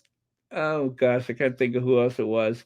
But at least 3 people on the British television have had an opportunity to go away and go check themselves into a mental hospital. And then when they come back, then they start talking about they'll get their jobs back. So that's the big difference. In the UK, you can be racist and get your job back. You can be flirtatious and get your job back. You can do a whole lot of things and get your job back. But if you're here in the US, you can still do some of those things, but you better not do it and be Black at the same time. Like even Kevin Spacey has his defenders, and I don't think that Kevin Spacey was guilty of that thing. To me, it seemed like somebody thrust opportunity in front of him, and sometimes people know how to get themselves in trouble. So I didn't really buy that thing about him, but either way, it don't matter because he didn't get in trouble. He didn't get in trouble. What he got was a loss of income, but at least he didn't have to go to the Crossbar Hotel. So yeah, they let them get away with a lot of stuff.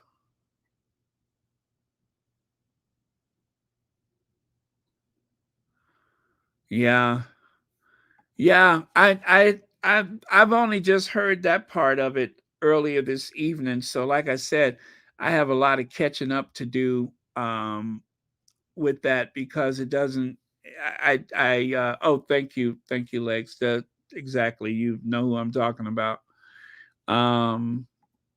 Yeah, so it's complexion has a lot to do with it, I'm sure.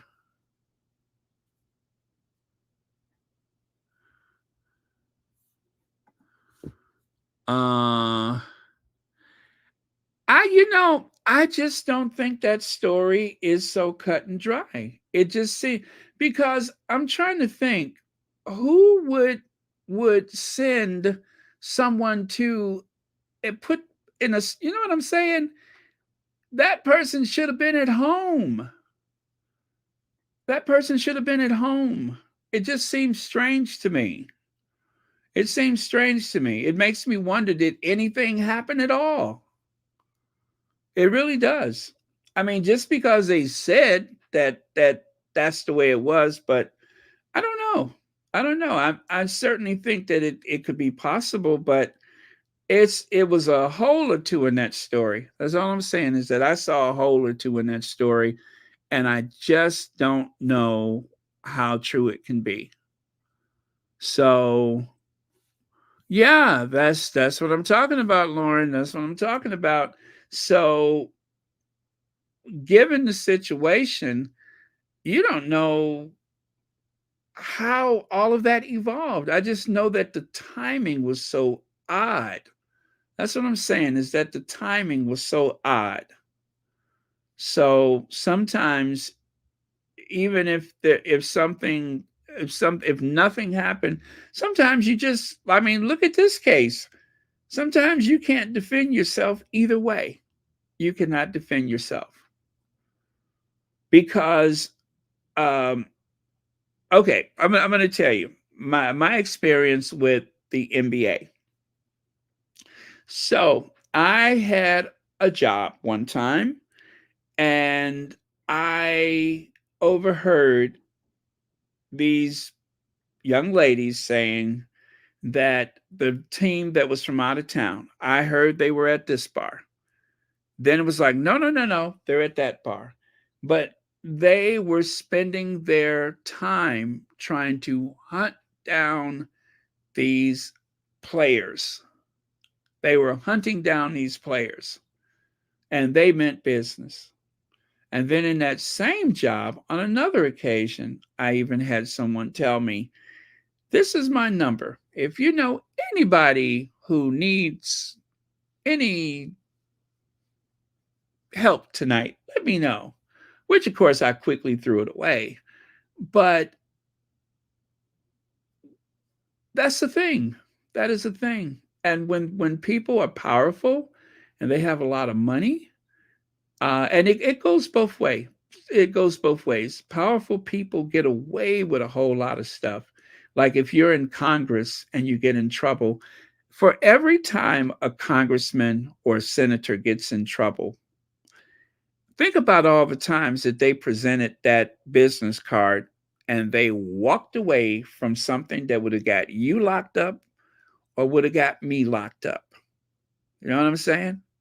So with any of those people, even the one I was just talking about where I said there was a hole in the story, it could very well have been one of many occasions, right? But that particular occasion, I just thought something was inconsistent.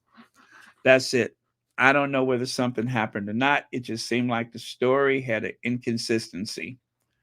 Um, but money does things to people, and sometimes these parents or agents or whatever, they're serving up trouble on a silver platter, and people find themselves in trouble. And sometimes people go and look for trouble. So it goes both ways. Maybe nothing happened that time, but maybe something happened a few other times. Maybe something happened and people knew that that was the scenario. So hard to say.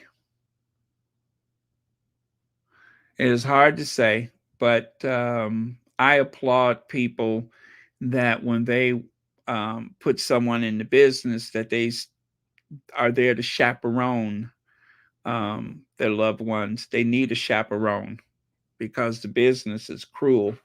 And powerful people do some very, very dodgy things because most times they get away with it. They get away with more than we ever know.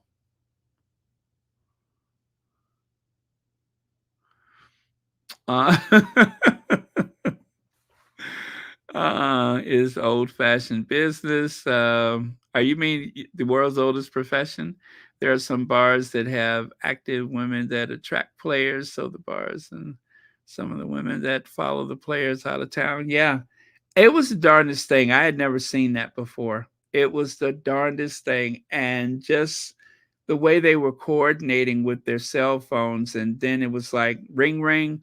Oh, it was like within 5 minutes where they were planning to start out, they weren't going to go. And then all of a sudden that was where they ended. It was just, it was interesting. I'll just say it was interesting. I had never seen anything like it. The coordination of it was shocking. But yeah, so anyway, you guys, let me get these people off the screen because I'm tired of looking at them. Oh God, that's worse. Where are the queens? Where are the queens? Let me get rid of these people. Where are my queens? Are they here? Nope. It was from yesterday. So, yeah, but business, that type of work, that type of being a Hollywood actor, being a major league sports athlete or whatever, if you're not careful, you can get in a lot of trouble. And not only that, some of those people have problems when they get there, and having that money just exposes them to more temptation, I suppose. So, but anyway, that is too bad. I feel bad about the loss of revenue and opportunity, because there's only a handful of people that actually earn money acting, right? Compared to the rest of the population, there's only a handful of people. And when I hear people complaining about how little money that they made for this role and that role, I'm like, you should have worked with me at some of my old jobs. You should have worked with me at some of my old jobs. You'd be glad to take that money. I mean, I get the principle of fair pay, but still, you'd be glad to take that money if you see what I've done for little bits of nothing. Yeah, you'd be more excited about being there. Didn't Clarence Howard? Well, no, Terrence Howard. Didn't he was supposed to be in Marvel, and he opened up his mouth about something. They said, "Oh, okay, well, we'll find somebody else to play that role." And he may very well have been right and justified to speak out, but they replaced him so fast. Ooh, they replaced him fast. Yep. I mean, they replaced him so fast. They put what's his name in there, Don Cheadle. Don Cheadle. I tell you, the spitting image of Terrence Howard is Don Cheadle. They could be twins, right? I'm being sarcastic, of course. They could be twins. And well,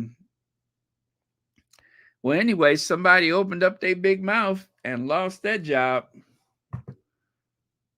Yep. If I was on the crew and I saw that, I promise you they'd have got no trouble out of me. None. I'd be like, nah, I like it here. Nah, that's plenty money. I'm okay. Do I get residuals?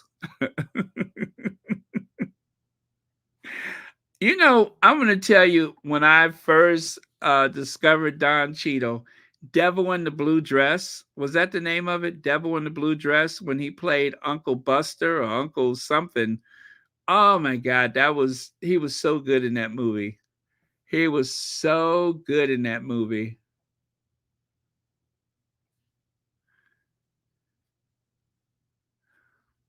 Uh, yes, Wesley Snipe was really the Wesley Snipe was the first time that they realized you could make money from a Marvel movie.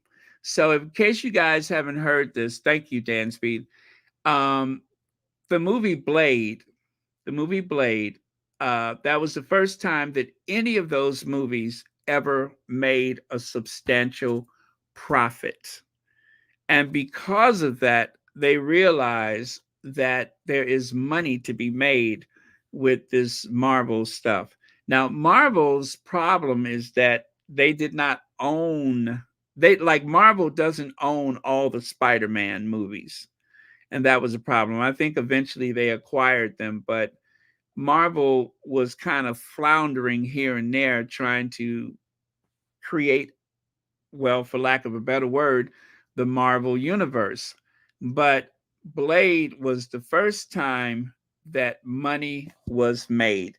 And I remember that movie had such an impact on me. I went to this one club, right? I'm dancing, I'm having such a good time. and I felt something dripping on my face and on my neck. Something cold and wet was dripping on me. And all of a sudden, I had that faraway look on my face. I was terrified because I remember that scene from Blade. Now, I'm not going to spoil the movie and tell you, but if you haven't seen Blade, it's one of those movies that keep kind of like Alien, even though it was made so long ago. It's the quality of the movie, the quality of the special effects still work today. And anyway, the reason why something was wetting my face and my neck and everything is because it was so hot that the air conditioner, the you know how they have the exposed ductwork for the air conditioner? Well, all the condensation from people dancing was sending that moisture up to the air conditioner, to the ductwork, and then of course that chilled air going through the aluminum caused the condensation to drip down on people. And I was like, oh my God, vampires. That scene right there, I think, is what really made that movie, that scene. Because that was just like that right there was an attention getter. I remember how quiet I got. I was just like, what in the world? And when I was in the club and that happened to me, and I felt something dripping on me, I'm just like, oh my God, Blade. Oh man, that was funny. That was funny. I could imagine the look I had on my face. But it was a really good movie. So thanks for telling us about that, Dansby. But yeah, that was the first time that Marvel ever made a profit. All those other movies were a disaster, but Blade was the big box office success that was the catalyst for every Marvel movie since. And unfortunately, Wesley Snipes uh, probably don't have much coming from that movie. I don't think so because he seemed to have had some financial problems. But if he would have had a contract like Robert Downey Jr., oh, he'd be set. He'd never go hungry again.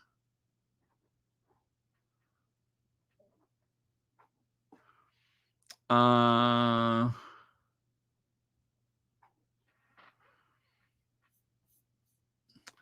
I've never seen any of those movies, B. Martim. I've never seen any of them.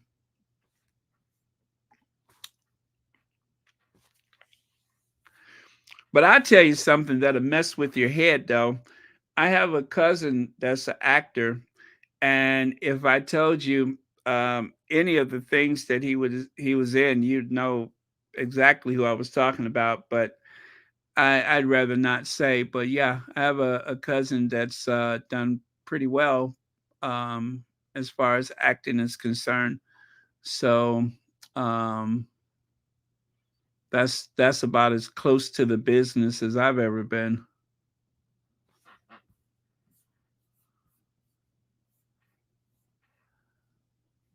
Let me see. Blade was 1998. X-Men was 2000. Really?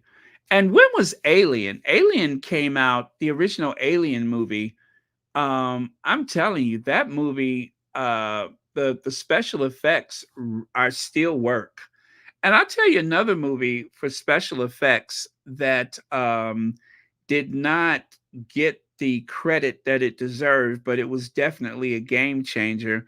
And that was Star Trek II, The Wrath of Khan.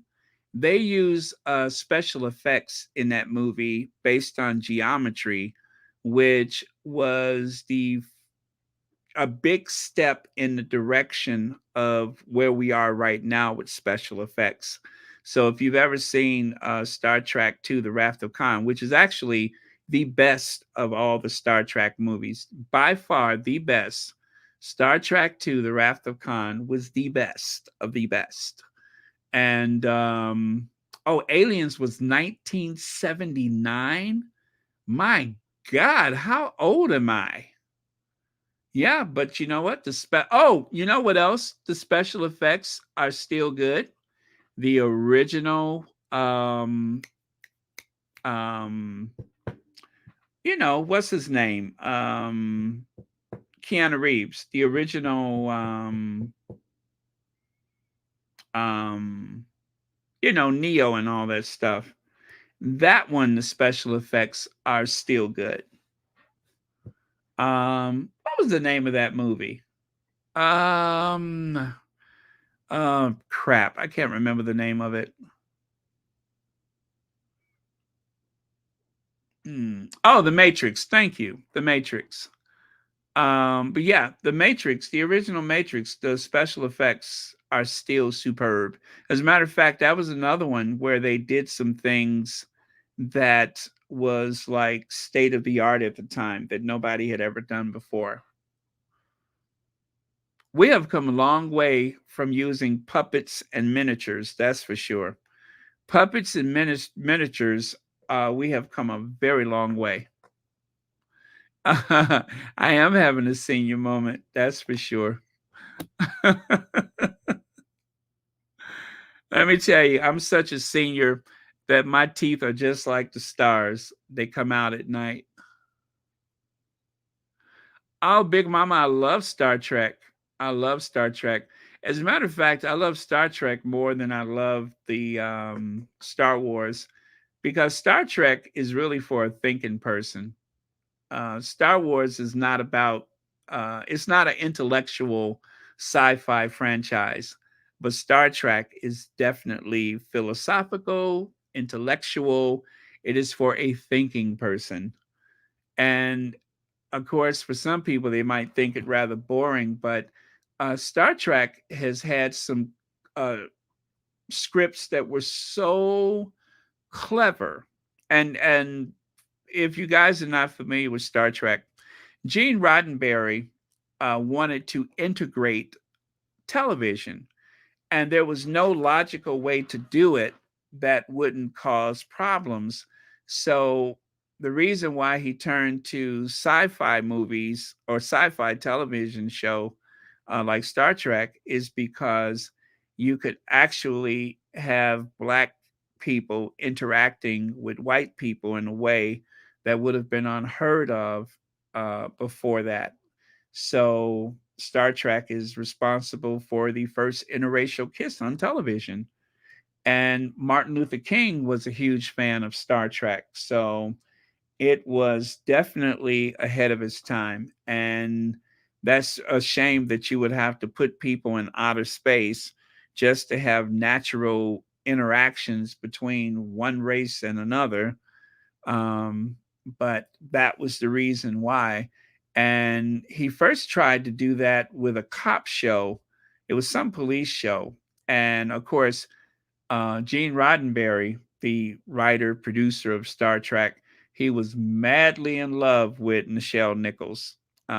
They were, you know, but they never married, but he was madly in love with her and he wanted a vehicle that she could really shine because, he cared for her so much. And so he was trying to integrate that cop show and it just was not going to work out. So eventually he decided, well, if we can't do it here on Earth, then we'll do it in outer space.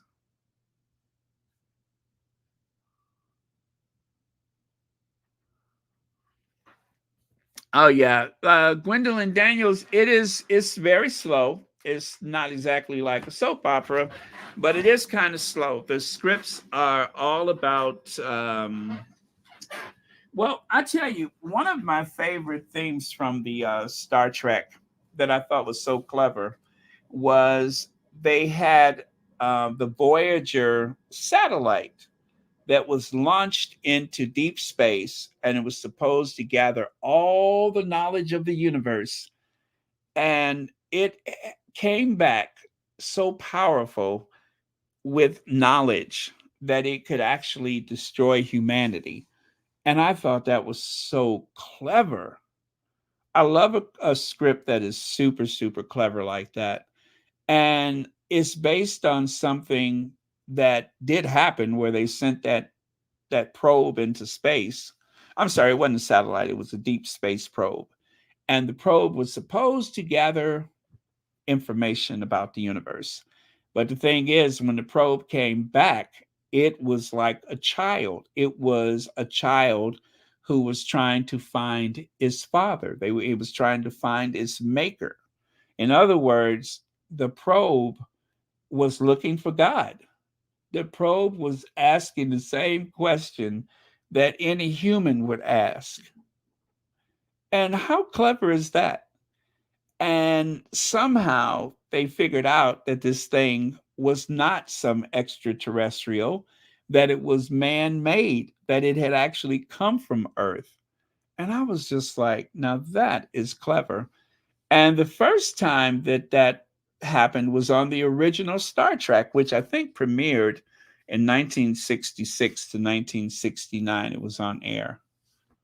So, but and you know what? The Star Trek movies was far more popular and successful in comparison to the television series, which enjoyed its success in syndication more so than it did. It was always under constant threat of being canceled. So, but so much of it was ahead of its time. It was so far ahead of anything else back in the day. So that's what I really like about it, is that it is very cerebral, very philosophical. Um, it had all that stuff going on, but it really taught some life lessons, I think. Uh, Kiss got canceled. That the Kiss got. I'm sorry, got canceled. Uh, well, what happened with the Kiss was, okay. So they had rehearsed this scene, right? And they kissed, and then they had to shoot the scene over, and they had to shoot the scene over and over. And so what's his name? Captain Kirk, William Shatner, he wanted the kiss to remain. And so when they were supposed to do the kiss over, every time he leaned into the kiss, he crossed his eyes. And so that made it unusable. And so pretty much by the time they aired the episode, they only had that one good scene that they could use. And I think most of it was just on a dare, pretty much on a dare. Um, let's just throw it out there and see what happens. And they did. But they tried to cancel the kiss. They tried to get them to film it over again, but he kept messing up the scene. So that is how they were stuck with that one, is because every time they tried to do a retake, um, it wasn't usable. So, but yeah, but no, it was not canceled though. The kiss did take place. The kiss did air, and they did get in trouble for it. But like anything else, it was like one of those seminal moments where someone took a chance.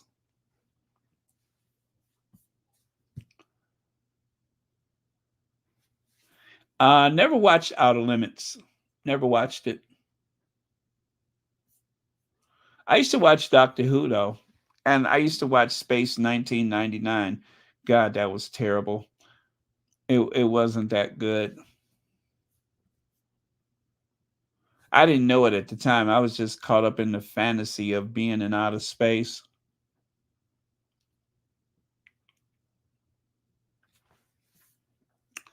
But yeah, if you're gonna watch any Star Trek movie, I recommend Star Trek II: The Wrath of Khan with Ricardo Montalban. And don't worry, he's not going to try to sell you a Chrysler Cordoba with genuine Corinthian leather seats. He doesn't even mention a Chrysler Cordoba.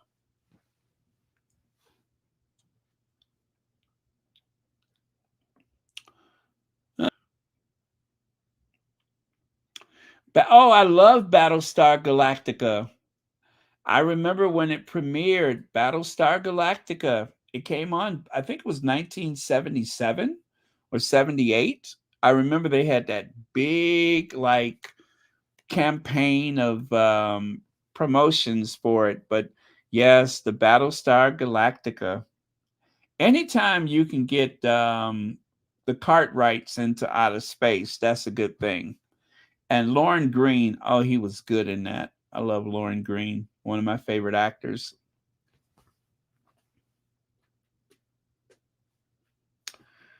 Let me see here. Yeah, Yul Brynner in Westworld. You know, I always say, Lorna, the only person that came close to Harry walking in that uniform was Yul Brynner in Westworld. I think it's a draw. If you had to say who had the walk, Yul Brynner in Westworld or Prince Harry wearing that uniform, I'm gonna be very biased and say Harry, but Yul Brynner had it going on too. I think so.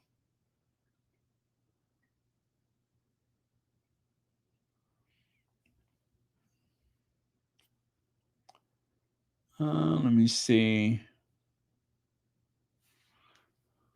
You know, Samuel L. Jackson requested a purple lightsaber for Star Wars. He wanted something that was a little different, so he wanted a purple one. And you know that makes sense because everybody know black people love purple. Black people love them some purple. What color you want? Purple. uh, I'll take the purple one.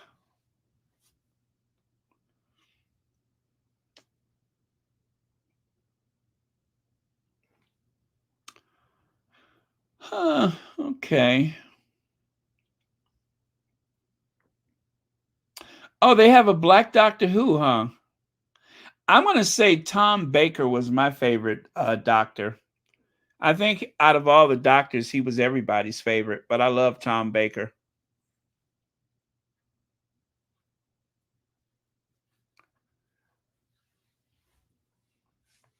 Yeah, and I think Doctor Who premiered 60 years ago. I think this is their 60th year.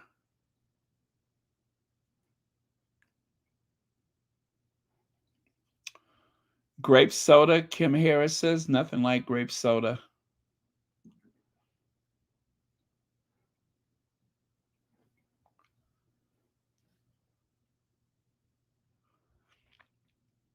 So just a reminder, you guys, don't forget New Year's. We are going to be on from 11:30 Eastern time, East Coast time, until New Year's on the West Coast. So I think that's 3.5 hours, right? But we're going to be on for at least 3.5, 4 hours that night. And so I'll try to find something fun for us to pass the time.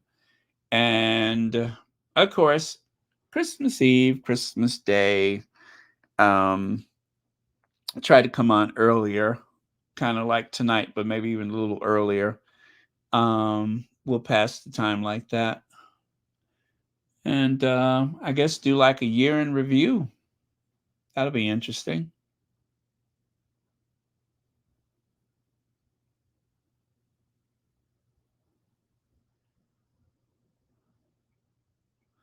Mary H., I don't know. Now that is a mystery.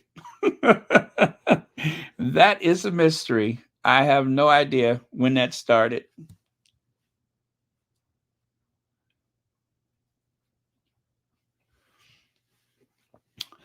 Big Mom, you know I'm gonna just throw it together like I usually do.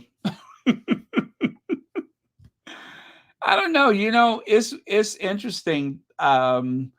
If I tried to plan ahead, it wouldn't work. Some of the best Royal Sussex is when I have no plan. I just like start throwing stuff together, but it's like a narrative plays out in my head, and next thing you know, there is the show. But yeah, something to come to me between now and then. It always does.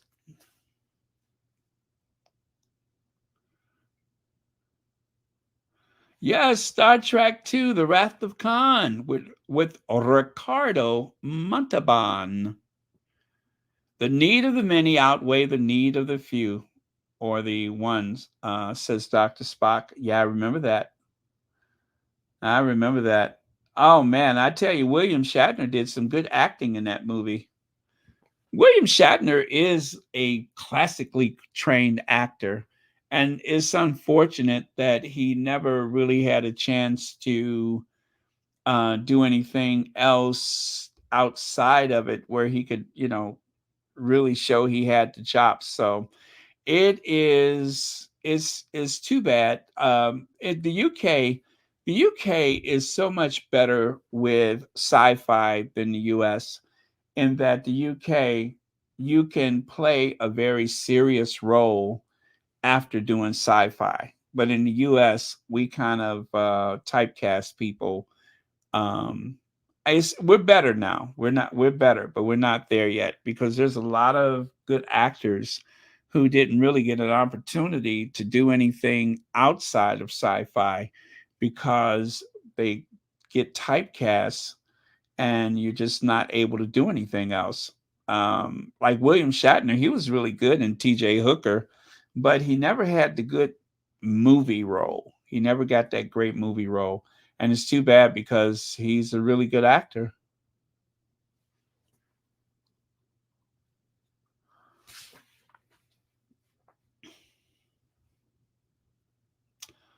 I'm a Kung Fu fan myself. Oh, okay, B. Martin. I'm going to tell you, I was hooked on Barney Miller. I love Barney Miller. I learned so much from Barney Miller. I love what's that show? The Rockford Files.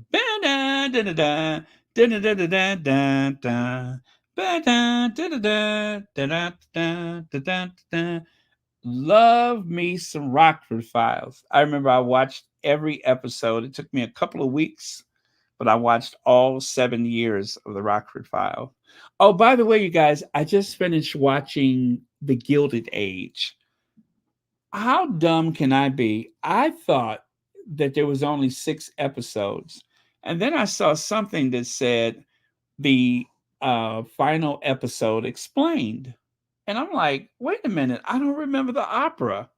So I had to go back yesterday and watch the other 2 episodes.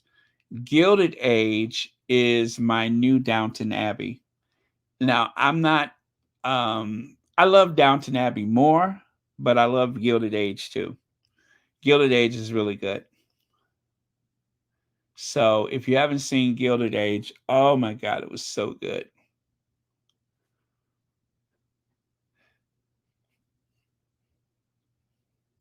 Yeah, Sheila Dews, I'm a bit long of tooth. However many I got left, not that many, but I am a bit long of tooth. Big Mama, the ending of what? Gilded Age?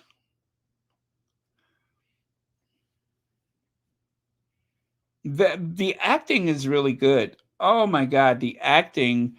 I would say the acting in Gilded Age is good, but I'm going to tell you my favorite from Downton Abbey, Anna the maid. I love Anna.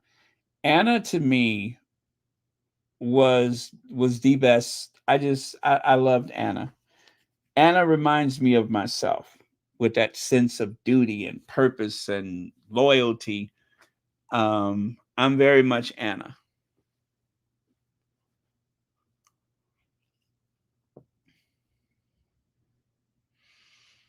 Let me see. Bruce Lee was the king of kung fu.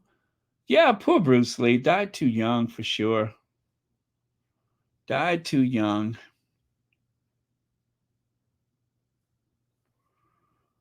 Oh yeah, the Gilded Age. Thanks, Big Mama. Um, yeah, I actually went to the real Downton Abbey, the Highclere Castle.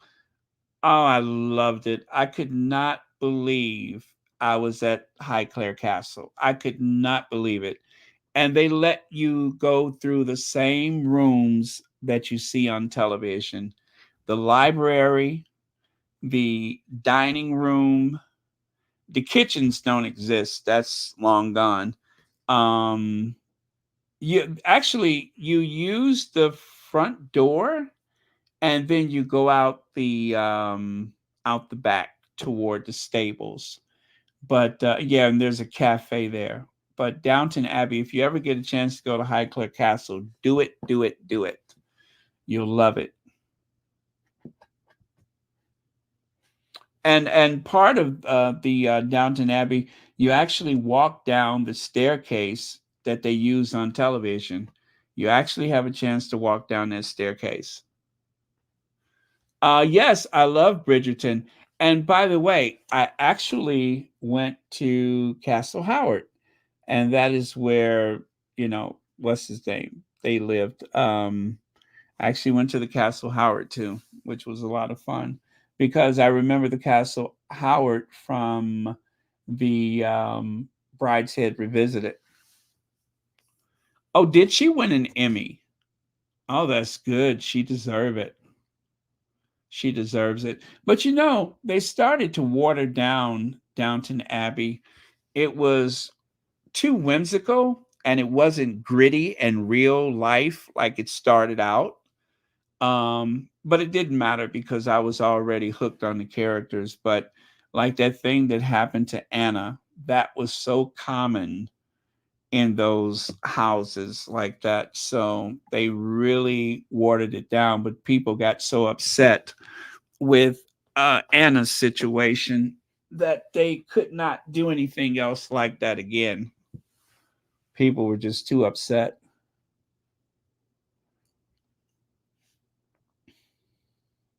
Yeah, Wesley Snipe had those tax problems, Antoinette. That was too bad.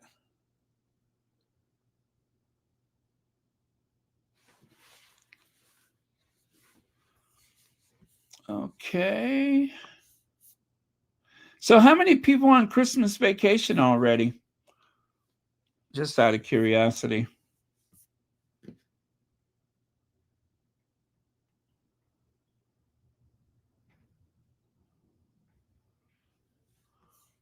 Oh, well, don't worry about it. I appreciate that, though. Anyway, thank you so much for thinking about me.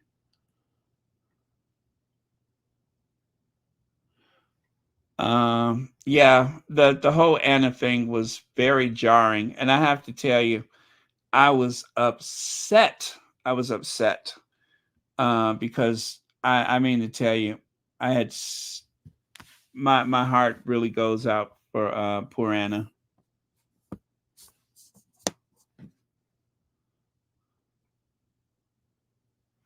Wow, until January, Wanda. That's nice.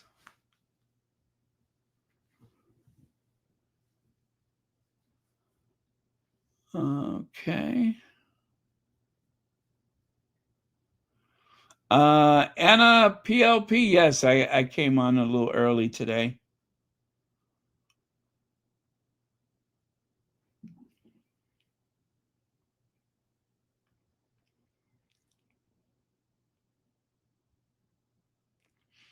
Well, if you guys want to, if you ever watched Downton Abbey, Julian Fellows is the same one that created the Gilded Age. So try to check out the Gilded Age. It's really good. You get a chance to see the elite of New York. Very, very interesting. And they have a black character that is one of the main characters. So that is interesting. And you know what I like about the black characters that they have on Gilded Age? And I was just discussing this with a couple people. I like Color Purple, although I'd probably never watch it again because, it was, I don't know. Certain movies, I can only do them once. If there's like a lot of torment and abuse and stuff like that. I loved Madam C.J. Walker. That was really good. and Ma Rainey's Black Bottom, whatever. That one was that I probably won't watch that one again either. That was a bit stressful, but the acting was superb. But the thing is, there's so many movies where there's so much struggle, right? And the big difference with the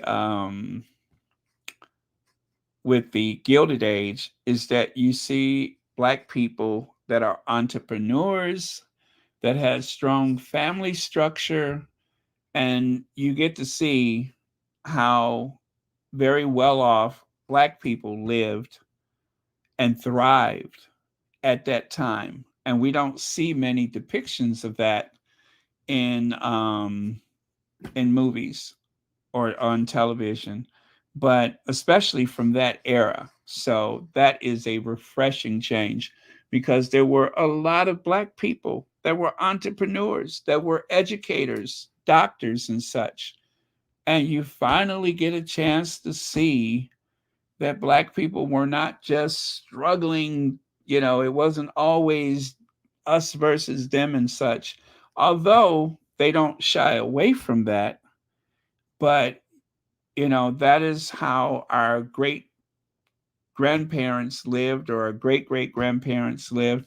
In some cases, not everybody came from that type of struggle. And so it's really interesting to see that there was this Black elite, and has been for a long time. And you rarely see that depicted in movies. They may have one character, maybe one, and that's usually someone who has a farm or something like that. But living in an urban area, living in a big house and having a housekeeper, a maid or whatever, that's almost unheard of.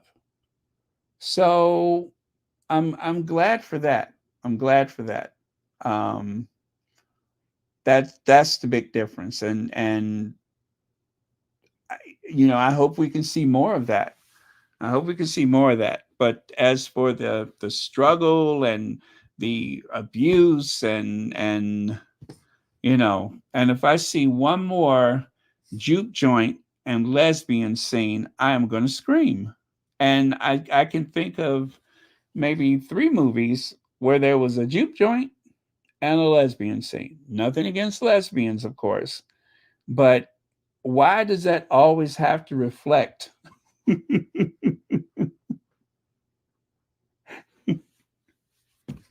Do you understand what I'm saying? Why is that? Why is that part of every movie from a certain era, from about 1900 to 1930? There's a juke joint. There's the big lesbian scene. And surely someone's got to die. I mean, they just have to. I'm so tired of seeing that same thing. I'm just like, please, can we see another side of Black people, please? So hopefully we'll have a whole movie that does not involve a juke joint and numbers running. And I know it'll be difficult to make something like that and make it interesting and entertaining, but at least show some more of the other side of it. That was the one good thing about Madam C.J. Walker, is I enjoyed watching her climb to success. Because it was true. It was true. That's truly what happened. And that she was just one person. There was so many more that against the odds managed to lift themselves out of obscurity and become pillars of the community, right? Employ people, build factories and such.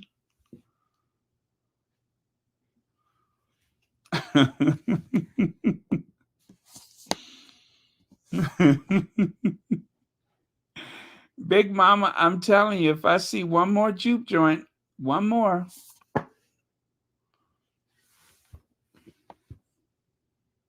Yeah, I want to see thriving and such. And it can run simultaneously with some of those other storylines, but Just something different, something that doesn't involve domestic violence and such.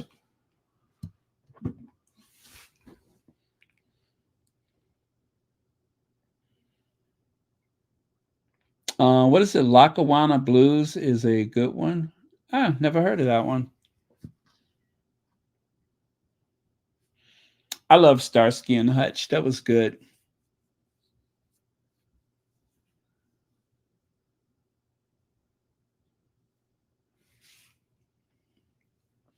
Yes, exactly. Exactly.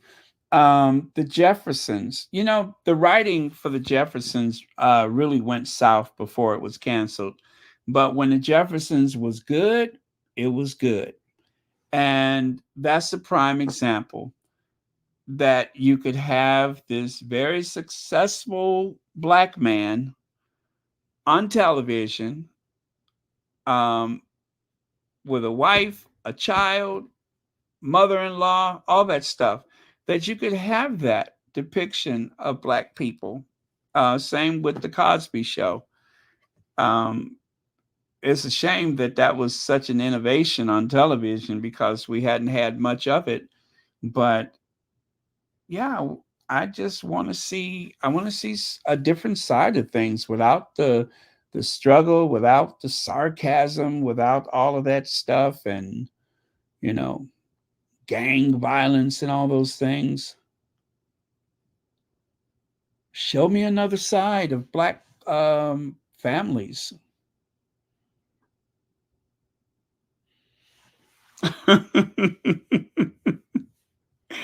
how about when um how about when Louise told George, George Jefferson said, "I'm the man.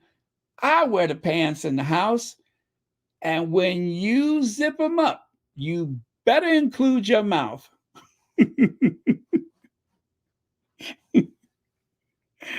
Louise told him, she said, "And when you zip them up, you had better include your mouth." God, that was funny. Some of those comebacks were hilarious.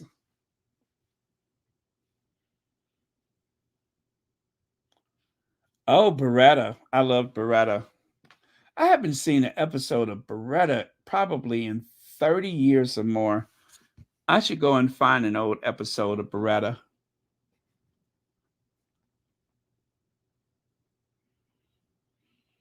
I still say All in the Family was the best sitcom ever, only because it was so ahead of its time. It really started that type of sitcom. It was the first. And uh, my vote for the best theme song is Jefferson's. The Jeffersons theme song is the best ever. I never get tired of hearing it. Never get tired of hearing it. When I win the lottery, my doorbell is going to be the Jeffersons. Yep, that is going to be my doorbell. Trading Places. That's a good movie to watch at Christmas time. That is a good movie to watch at Christmas time, is Trading Places. Love that movie.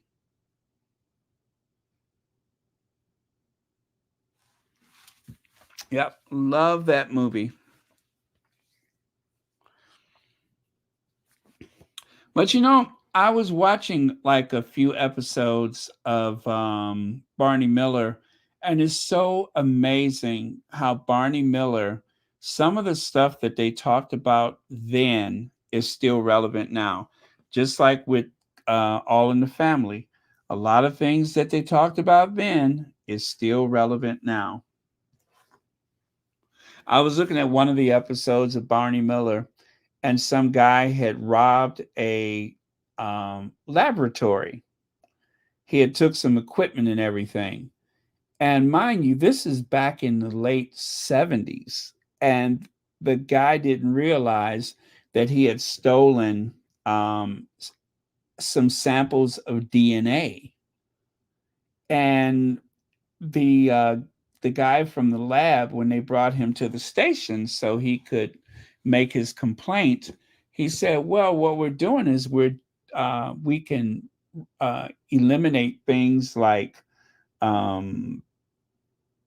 I don't know, osteoporosis, all kind of genetic things. We could eliminate that. And the whole idea was that this laboratory, they were going to try to do selective breeding of human beings and stuff like that. And, it's still stuff that they're talking about now. And the way they talked about genetics and DNA and sequencing and all that stuff, I'm just like, I really understand this. At the time, I couldn't even tell you what they were talking about, let alone connect with it. But so much of it was ahead of its time. It's incredible. Let's see. Leg says, love Jefferson's theme song, but I love yes, amen. Amen. Shine on your light forever, Lord. Shine on me. Shine on your light forever, Lord. Shine on me. Shine on me. Shine your light. Put me on the right road. Help me find my way.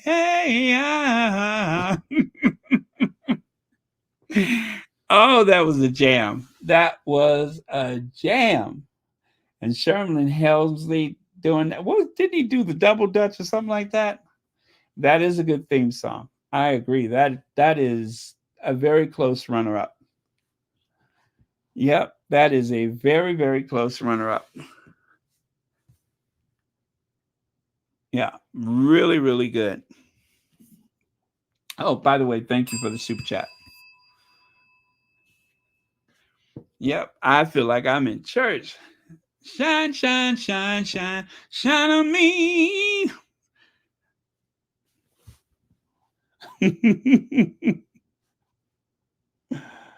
Let me see. Fish was my fave in Barney Miller till I found out he was in The Godfather, and I tried to. Oh yeah, he was in The Godfather, wasn't he? Fish was funny. He was funny. That was a good theme song too. The theme song to Fish. It was instrumental, but that was really good. That was really, really good. Oh my goodness. Some of those theme songs were just incredible. They were amazing.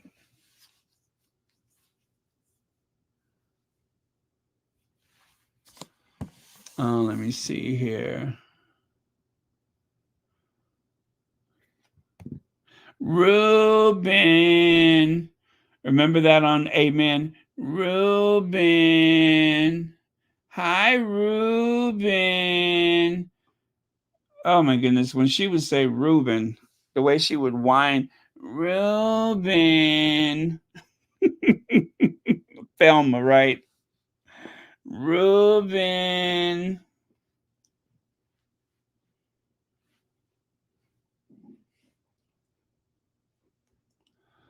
Oh my God. That theme song to The Nanny. I hate that theme song. If there was a theme song that I actually loathe, it has to be The Nanny. I was working on something. Oh my God, that's so irritating. That is so irritating. The Nanny theme song? Irritating. The only thing more irritating than the theme song is her voice. I was working at a brown shop. I'm like, oh, anytime I see that, I cannot grab the remote fast enough. I hate, and that's such a strong word, I know, but I hate the theme song to The Nanny. I hate it. Oh, yeah. People, let me tell you about my best friend. He's a warm-hearted person to love me to the end. People, let me tell you, 'cause he's so much fun, whether we're talking man to man or whether we're talking son to son, 'cause he's my best friend. Da, da, da, da, da, da, da, da, da, da, da. I love that. The Courtship of Eddie's Father. Oh, Lauren, it's repulsive. And I can't stand the tone of that. I was working at about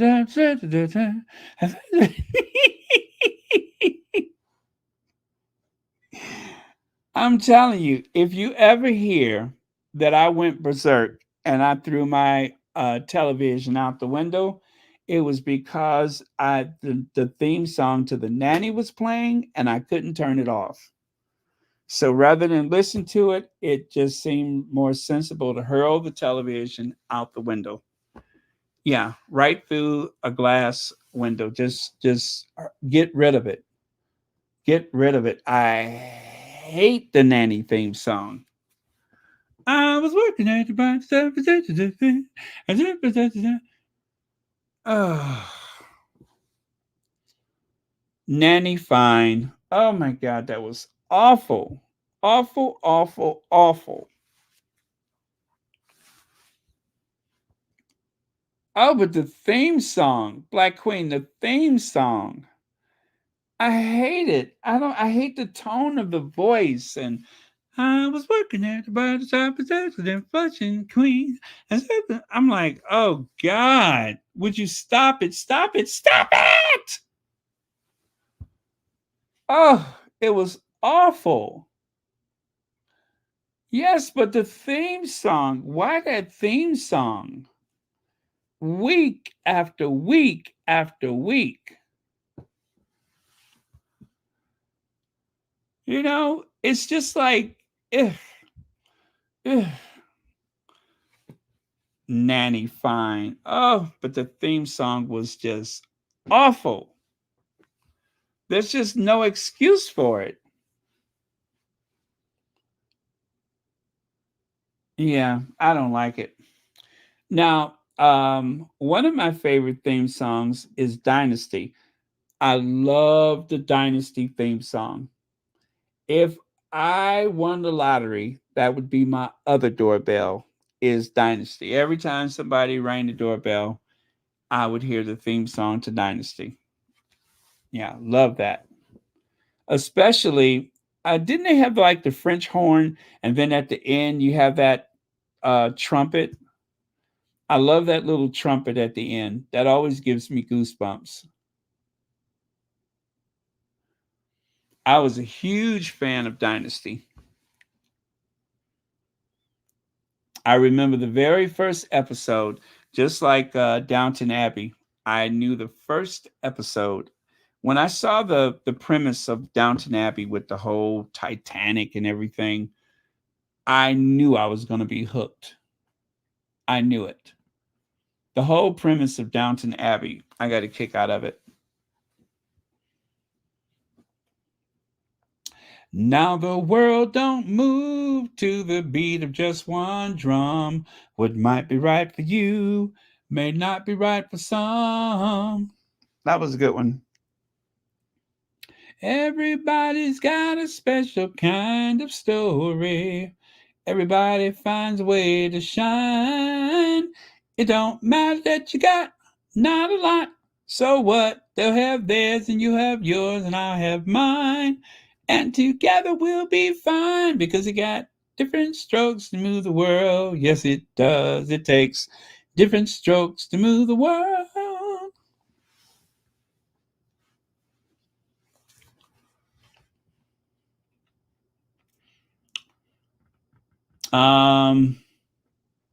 Yeah, well, who knew Joan Collins was gonna be a real, Joan Collins? Which is probably why they used to call her the poor man's um, Liz Taylor. Yeah, they used to call Joan Collins the poor man's Liz Taylor.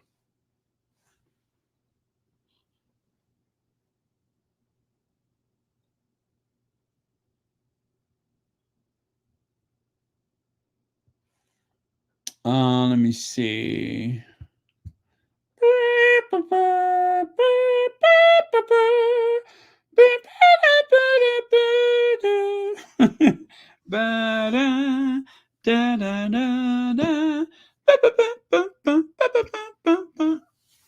Yeah, that was really good.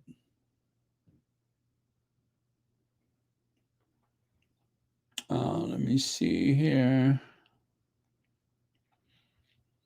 Of course, Green Acres was a good theme song. Green Acres and the Beverly Hillbillies, good theme songs. There's Uncle Joe, he's a moving kind of slow at the junction, Petticoat Junction.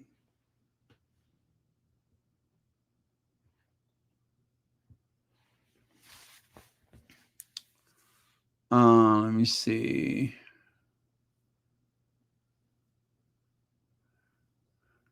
Oh, Joan Collins' sister. Yeah. Yeah, she's all right.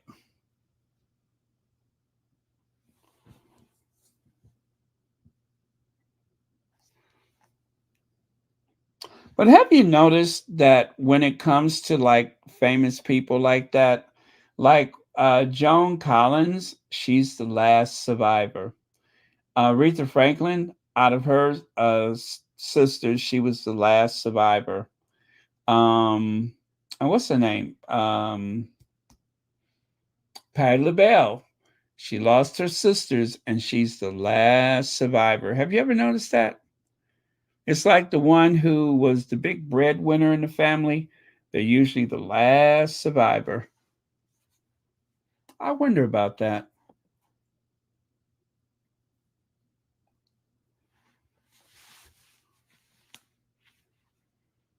Now, one of my favorite actors, what's her name? Mae West. You know, when you learn Mae West's backstory, and you could not help but appreciate somebody as Mae West was so talented, a playwright, a comedian, and not that she had a great voice, but she even wrote music and sang music. She's done musicals. Mae West had just turned 40 when she went to Hollywood. Even though she had lied about her age, she was trying to pretend like she was in her 30s, but she was actually over 40. And when she got there and she looked at some of the scripts, she's like, hell, I could do better than that. And so she wrote all of the scripts. She had to either approve them or she wrote them herself. And she would change the dialogue and everything. And she always got a writer's credit for it. And she single-handedly saved the studio from shutting down. Highest paid woman at that time. And she only made about 12 movies. Mae West didn't make many movies. Oh, I loved Falcon Crest. I love Falcon Crest. Partridge Family, a good theme song. Definitely. I never got into Dallas. For some reason, Dallas just wasn't that good to me. It was hard for me to look at what's his name and not think I Dream of Jeannie. There I go, typecasting.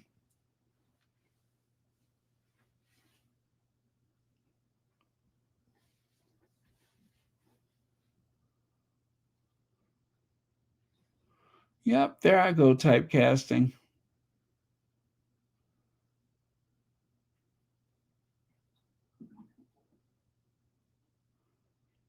Um, I was such a television person, so there's a lot of those shows that, I mean, they were my babysitter, they were my company, they were everything to me.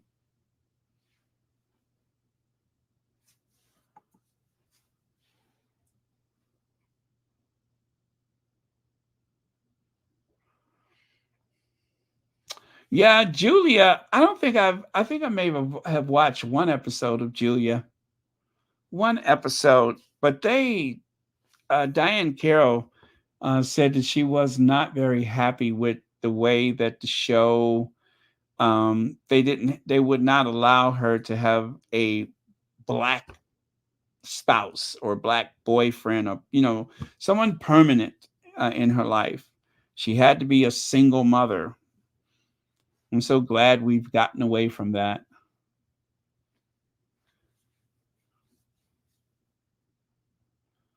So Knots Landing was better. Dallas spinoff. Never watched that one either.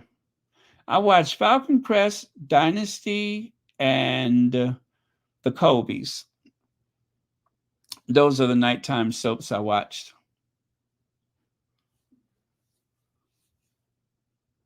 Looney Tunes, of course, Big Mama. Yes, the Looney Tunes, absolutely.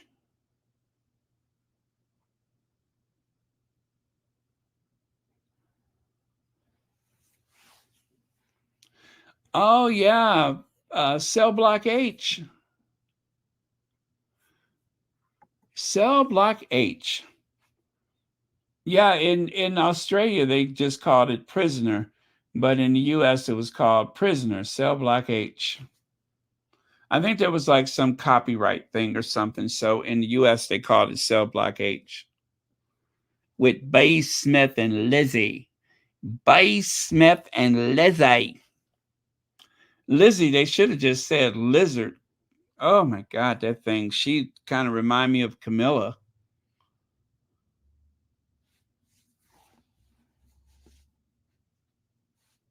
On the inside, the roses grow. Rain all night on stony ground. Yeah, I remember that theme song. He used to give me roses, and I wish he would again. But that was on the outside, and I was looking in. On the inside, the roses grow. Yeah, that was the theme song to Cell Block H or Prisoner. How do I remember that?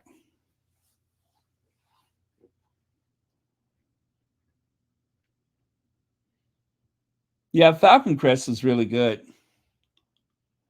Falcon Crest was good.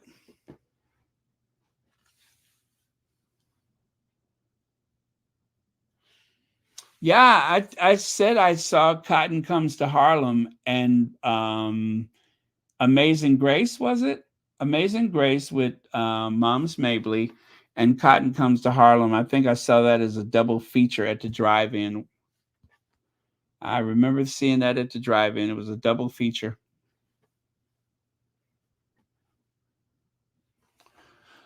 Oh my God, I haven't been to a drive-in since the mid 70s, I bet. A drive-in movie. Yeah, Columbo was good. Columbo was really good.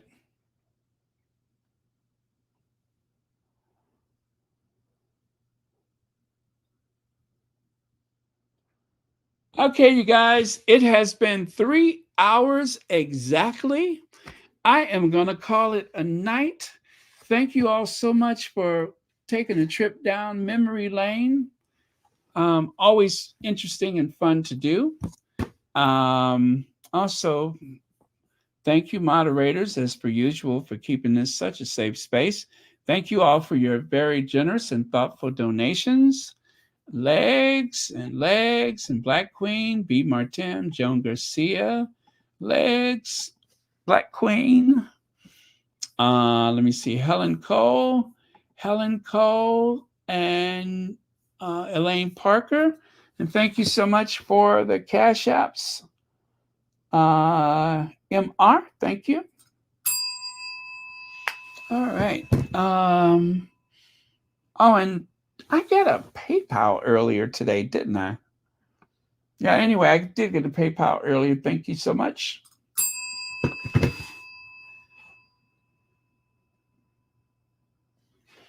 Wow, so cool to see Meghan with that cameo appearance. And you know the Daily Fail jumped right on it. Oh, they couldn't wait. They could not wait.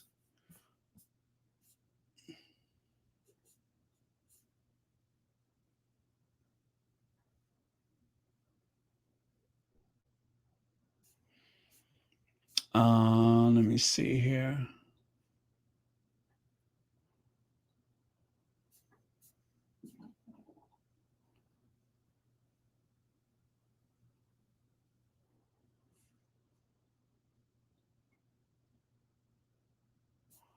Ooh, okay.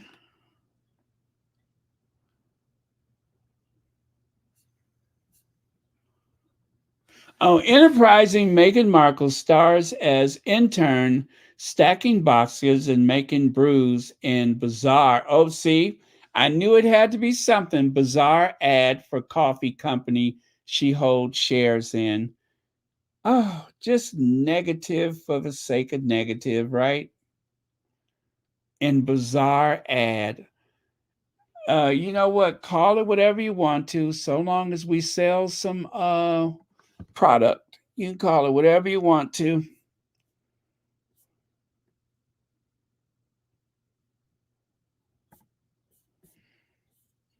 What it must be like to find something sinister behind anything and everything. And I tell you, if you guys ever Google or search some of those people that write for the tabloids, they all have a certain look about them. They all look like, you know what they look like? They look like they were child actors that was in what was that movie? Children of the Corn. They all look like they were child actors that starred in the movie Children of the Corn. All of them. And some of them are very young. I mean, they're like right out of college and step right into hate. Who went to college thinking that I'm going to spend my career destroying other people's lives? Who went to journalism school and graduated and decided, oh, I'm going to take a job at the Daily Mail. That way I can work tirelessly trying to ruin people's lives and slandering people day after day. Is that really the job model that they were interested in? One really has to step back and take a look at it and say, is that really what they wanted? They're like people that were bullied and now they have a chance to bully. Or they're just racist. I say racist. Right wing racist hacks.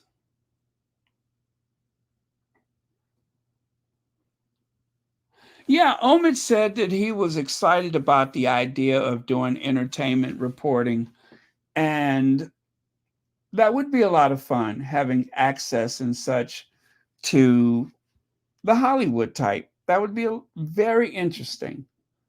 And it's not always telling something awful. You also have a chance to help people promote their movies and their projects and their philanthropy. All of that is included. But with the tabloids, they don't care about that stuff. They will find any way possible to keep.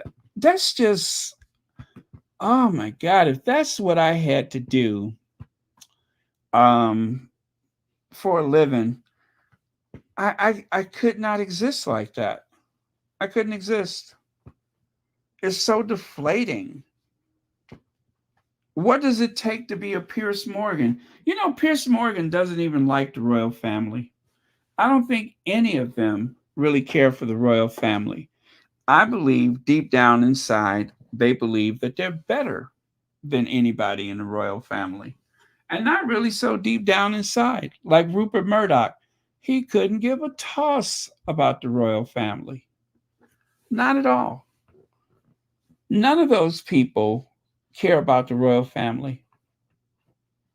If they had any type of care for the family, they would not um, do the things that they do.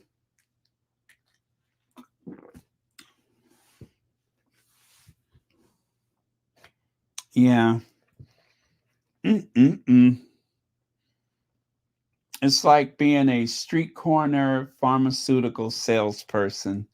That's what being a writer is that you're trying to get people addicted to um, sarcasm, bad news, those types of things. you're luring people in with hate. That's what a lot of these journalists do. Fear and apathy.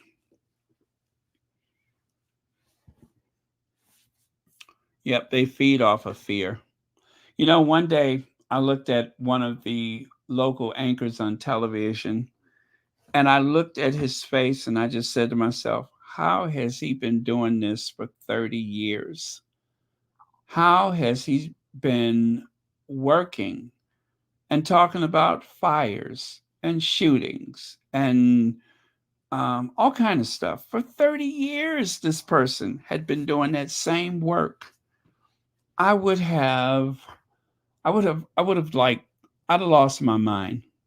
Like 25 years, no, 5 years into it, I think I would have been burned out. I would have been burned out from it.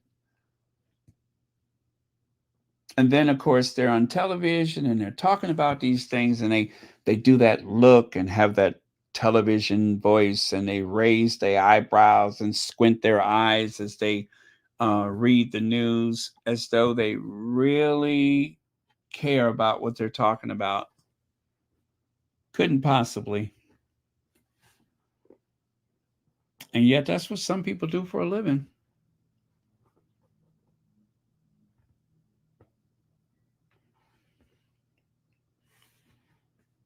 Yeah.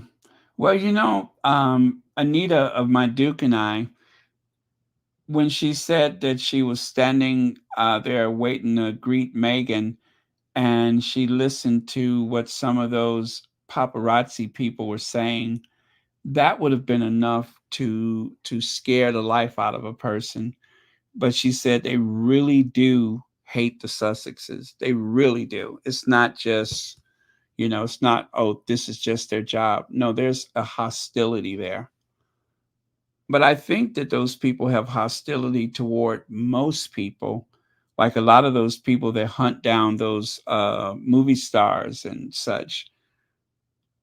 You could not possibly have any type of, maybe they have to keep that going just so that it's easy to do what they do. But whatever the case may be, that is so twisted. That is so twisted.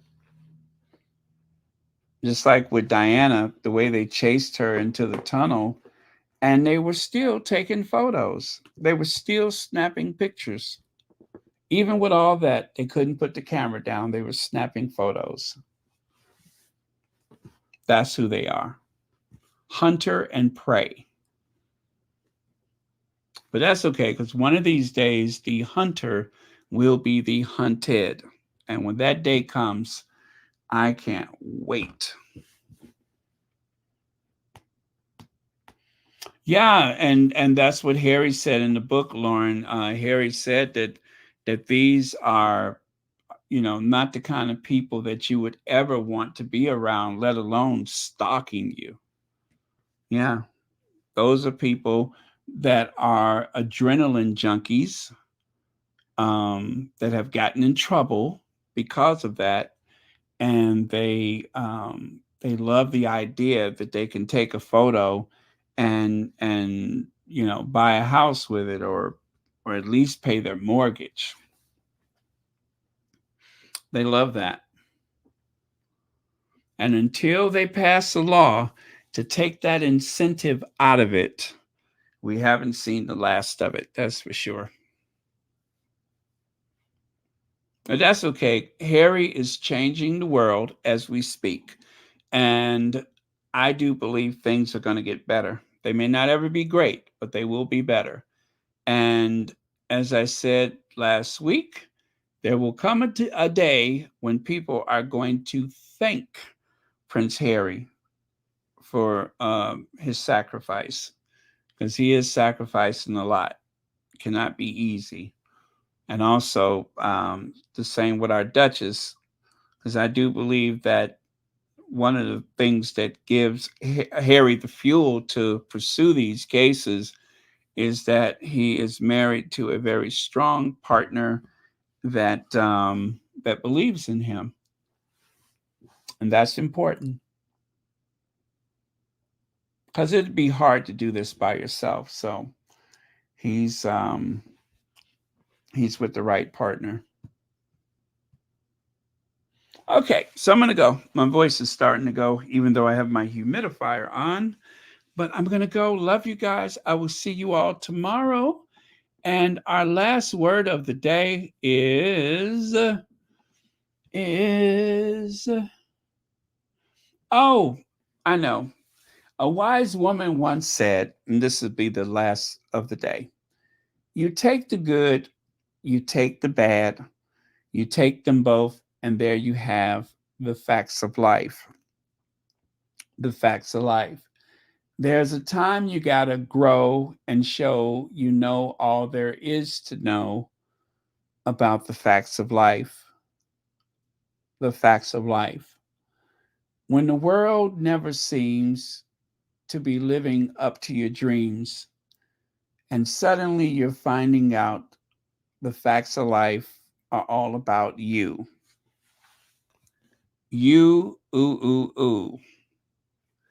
It takes a lot to get it right when you're learning the facts of life. When you're learning the facts of life, Connie Balmer! Hey, Connie Balmer. Yeah. I don't know where I don't know where that came from. But yes, when you're learning the facts of life,